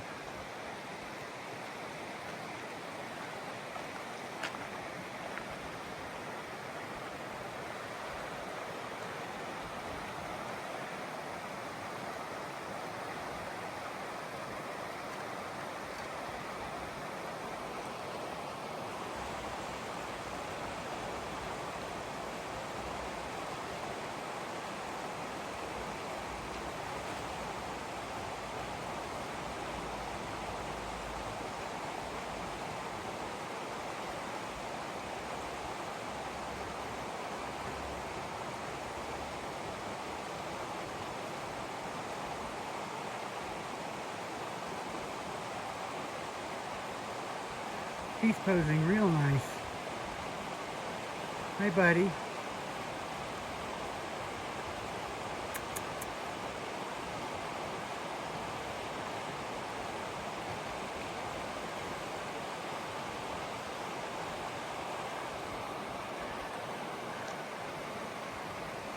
I'm passing by now. See you later.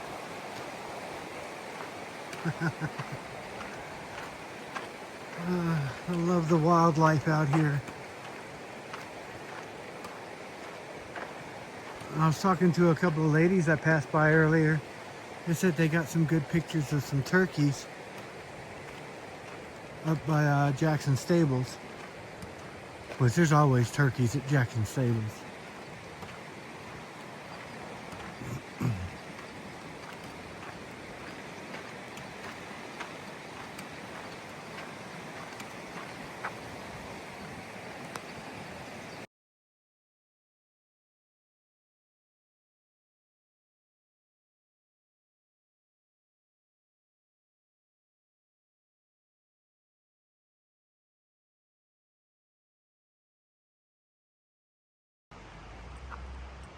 There's another one of those little tree stump bench sitting rings, for lack of a better term. And another one of our environmental signs, wayside signs, says, "What is in the water?" Macroinvertebrates are insects that live in the water. Macroinvertebrates tell us a story of the quality of the water. What type of macroinvertebrates do you think will be found in the creek based on your observation? We got leeches, crawfish or crayfish, aquatic worms,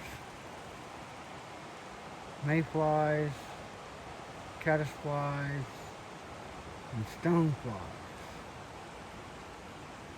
Okay, these, the worms, the crayfish, and the leeches are found in water with more pollutants, and the flies can be found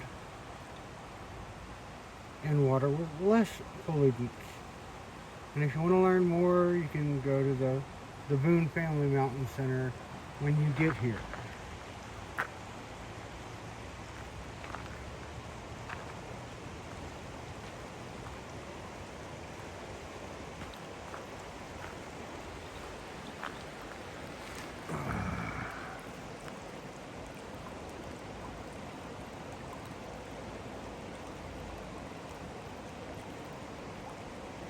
This is pretty.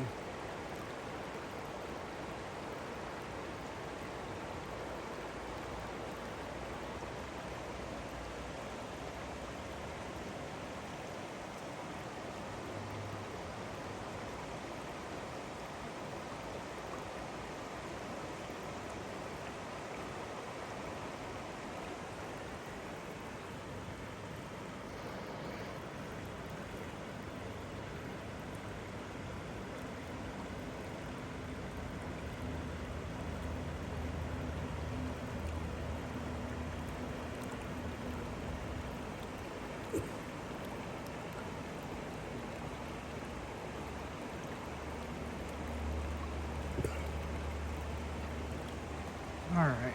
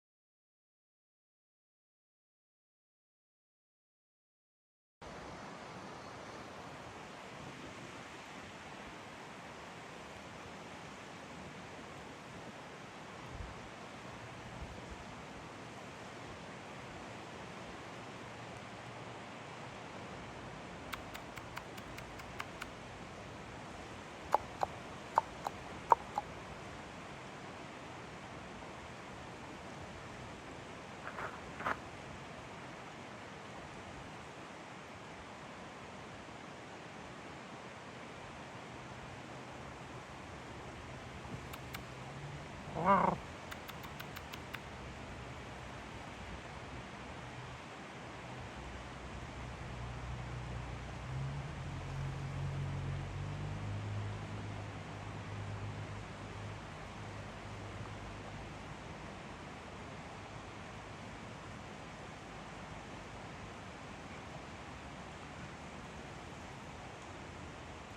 The mama and two babies.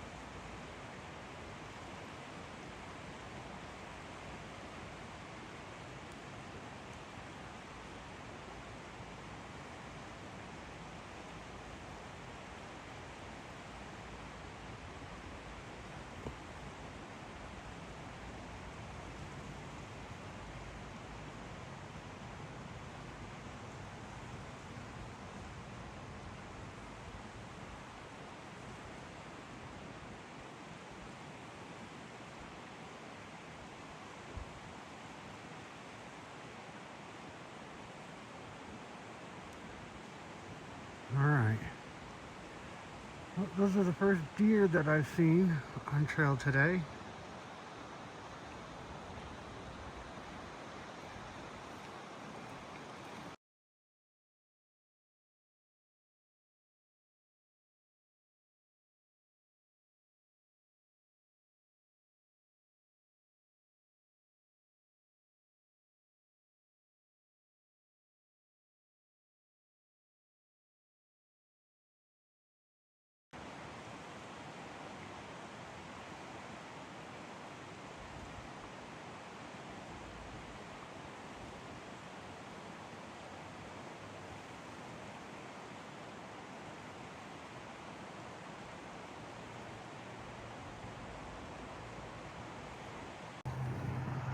I don't know how many of you guys have seen this before, but I wanted to show this to you in case you ever get caught out in the woods and you get in trouble. But this is a wayward pine. I mean, that's not the official, like, biological name of it, but for its function, this is a wayward pine. If you come in between the branches, it's a natural shelter from rain, hail, snow, whatever. And if you're in a dense forest and there's not really any real threat of a lightning strike, you can sleep under here if you have to. And even like clear all this out and build a small, granted a small, fire in here to keep warm. And the smoke will go between the branches and it won't smoke you out. But doing that, you have to be very careful not to start any forest fires. So somebody brought this little sawed off piece of log in here to sit on. But just a little survival hack. If you ever get caught out in the wilderness and need a place to stay, you can try to find you a wayward pine.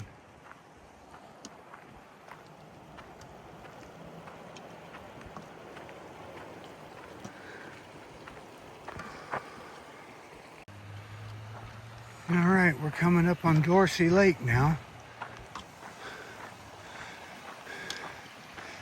This is by the main entrance to the YMCA of the Rockies from Tunnel Road right there.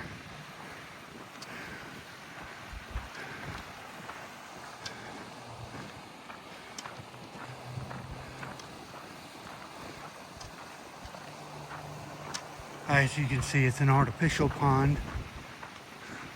They've dammed that little area up there with the spillway.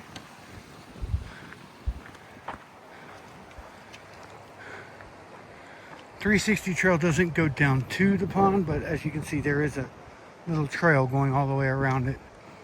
And you can fish in there. I don't think you can keep anything you catch, though. I think you have to release it back. Catch and release.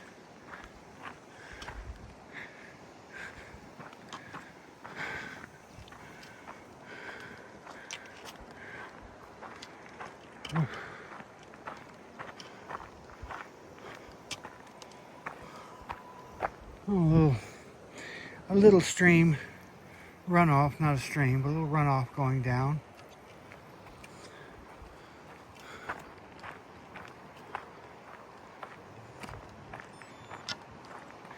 I do believe we're at 4 miles. Yes, we are. So we're going to end up doing about 4.5 miles by the time we're done. I'm not going to take the road back because it's just going straight uphill. I'm going to stay on the 360 trail till we get to the point we started the trail at. It'll be a more gradual climb.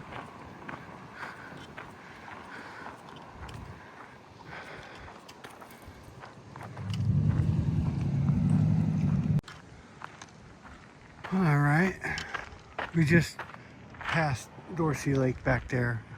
I cut y'all off to cross the road, but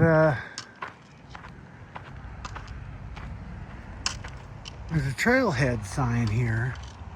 I was just wondering what trailhead it's for. If it's the 360 trail or if there's another trail that branches off of the 360 that I could possibly take. Oh, it's the Bible Study Trail. I hadn't heard of that one before. Let's see, we are here. We got the Mesa Trail. 360 trail goes this way. Comes back up here.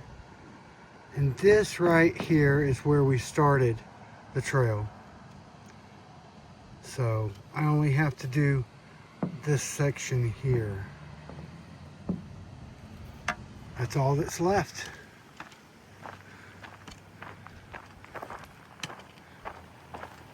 I mean, we could take the Mesa Trail. It's just, it basically cuts across and ends up at the same place that we're going to end up anyway. But I'm going to do the 360 trail. This way, I will have done the entire 360 trail, because last time we started at Dorsey Lake going the other way and ended where I started today. So we missed this section of the trail I'm fixing to do last time.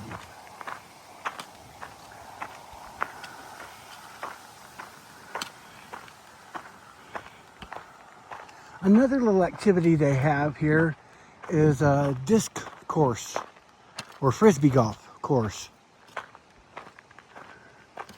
And it goes all around the core area of YMCA of the Rockies.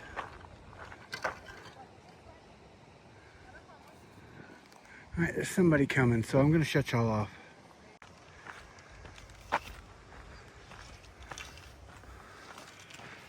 So this whole section of trail is going to be new to me.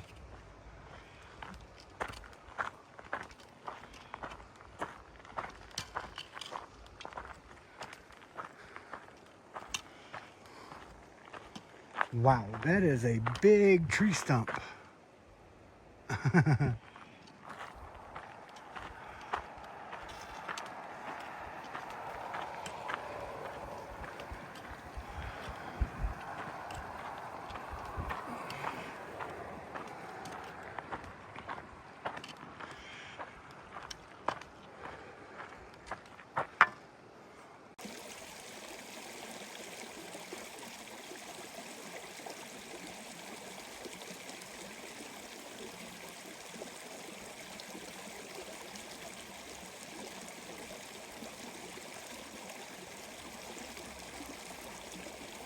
There was a fishy there. It swam off. You probably saw it.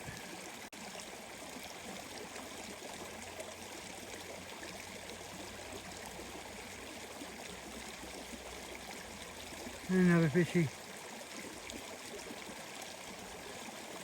A couple of them.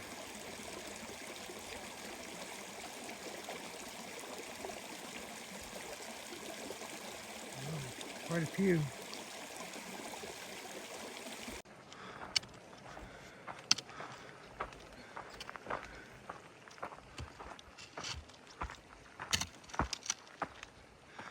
Back up the hills.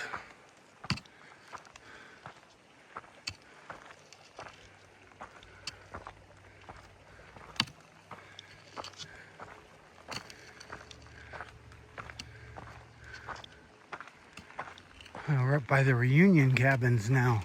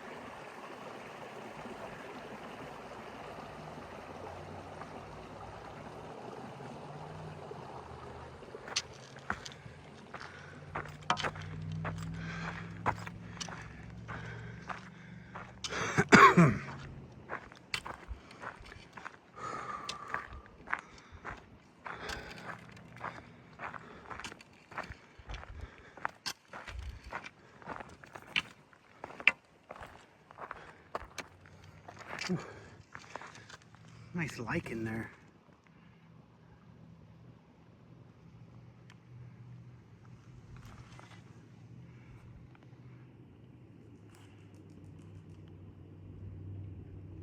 All right.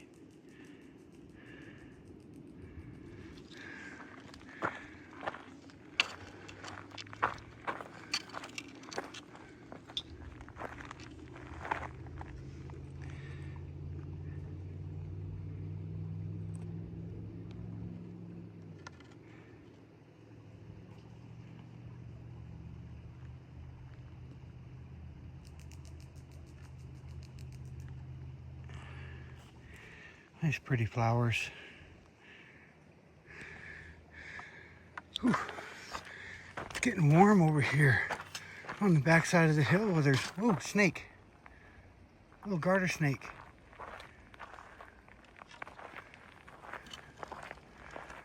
Wasn't expecting that, dude.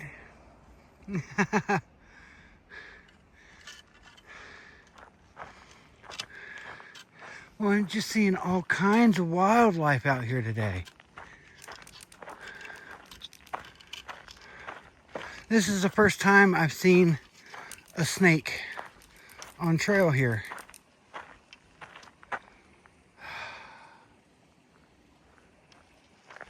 That was what I was saying. On the backside of this hill, there's no wind. So it's a little bit warmer over here than it has been.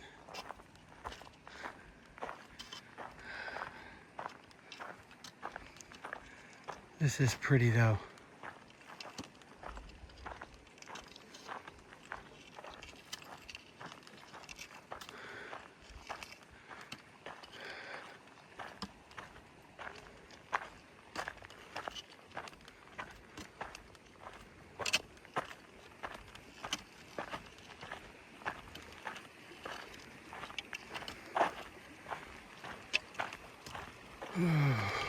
Oh, the sage. All that right through there is sage. Right here.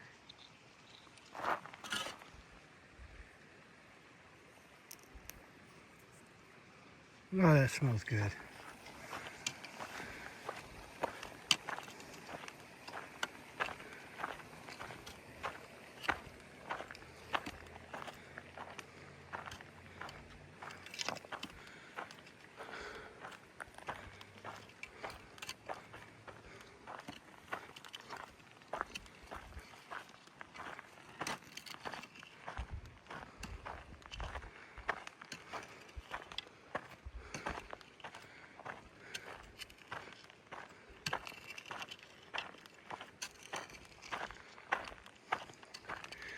I think we're fixing to come on the little cutoff for the Meadows Trail, which goes up to the Summit Cabins and the Upper Loop. That's the way we went when Ron and I went and did the Lily Lake hike.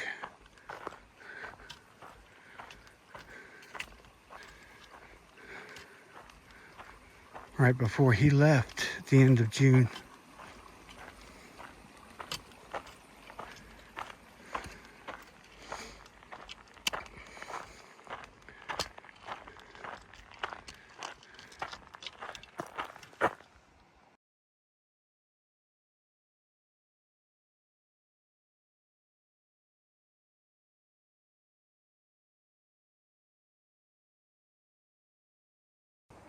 Alright, that's the trail I just came from.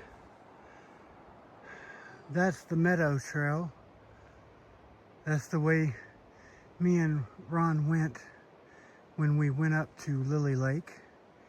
Went up the Meadows Trail to the Upper Loop Trail up there on the top side of where the Summit Cabins are, and caught that no-name trail that went from there to the Storm Pass Trail that went to Lily Lake. But we have to go this way, up, up, and up.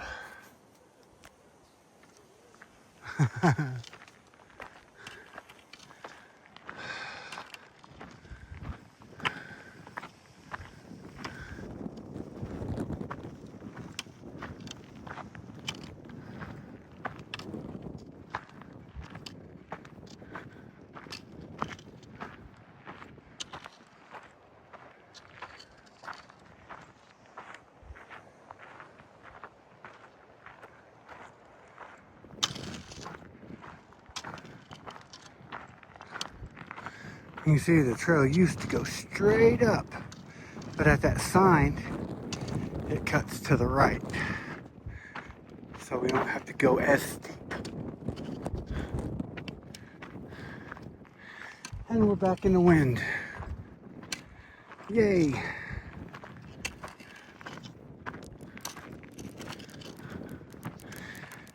We are getting close to the end of the trail.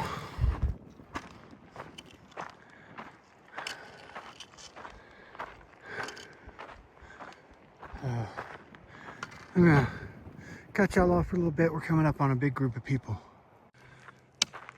All right. Well, we just came up from there. Now we're back into civilization and the cabins. We are, as you can see, we are almost back to where we started.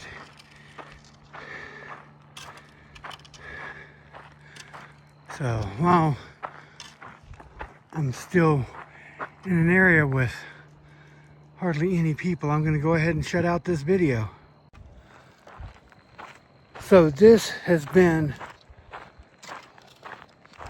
a very, very good hike.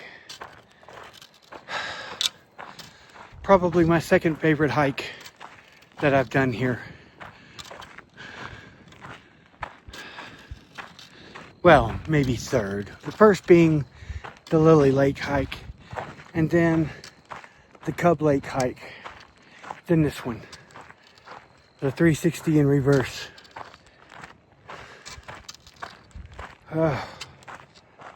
So,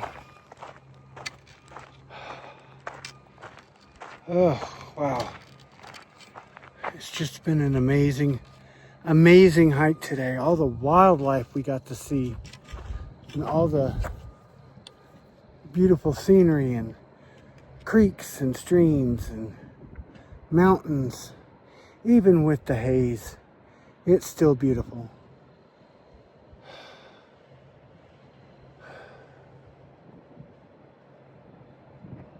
I needed this. I really did. I need more of it. So, if you haven't done it so already, hit that subscribe button. While you're at it, swipe that notification bell and throw me a like. Help me out with the algorithm. Still have a ways to go before anything on this channel can be monetized. You have to have so many videos, which I have, but you also have to have 1,000 subscribers, which I don't. We're sitting at 236, I believe. So we're getting there. And as we get closer to getting out on the Appalachian Trail, I'm predicting that those numbers will rise. I will be doing a trail announcement video at some point to kind of get people ready for my Appalachian Trail through hike vlog.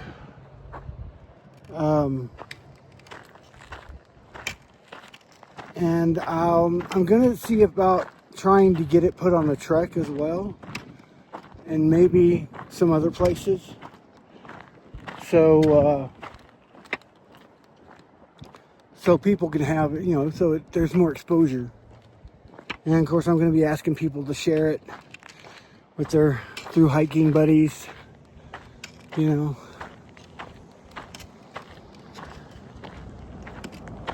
And, you know, just spread it out word of mouth.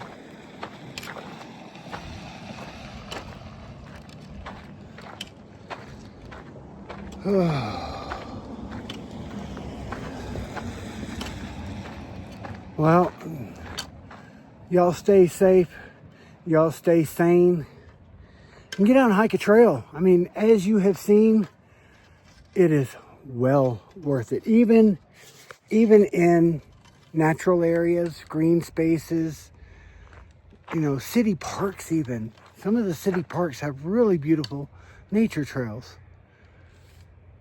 I highly recommend you get out there and get some me time, get some nature time, get some wildlife time. Reset your clock. Until next time, this is Gecko saying bye. And I'm going to leave you with an awesome view that I'm looking at right now.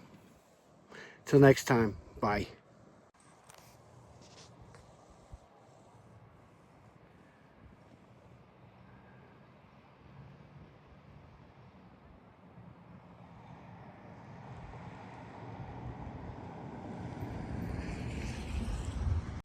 Right as I turned the video off from that view, a red-tailed hawk swooped down right close to me. If I would have been filming, that would have been an awesome video clip. Wow. That was amazing. That's the first red-tailed hawk I've seen since I got here. So, all right, as you can see, that right there is the end of the trail. So I'm right there. We're right at, by the time I'm done, it'll be 5 miles. I'm at 4.95 right now. So it's pretty nice 5-mile hike. So that's it. PS is over. Bye.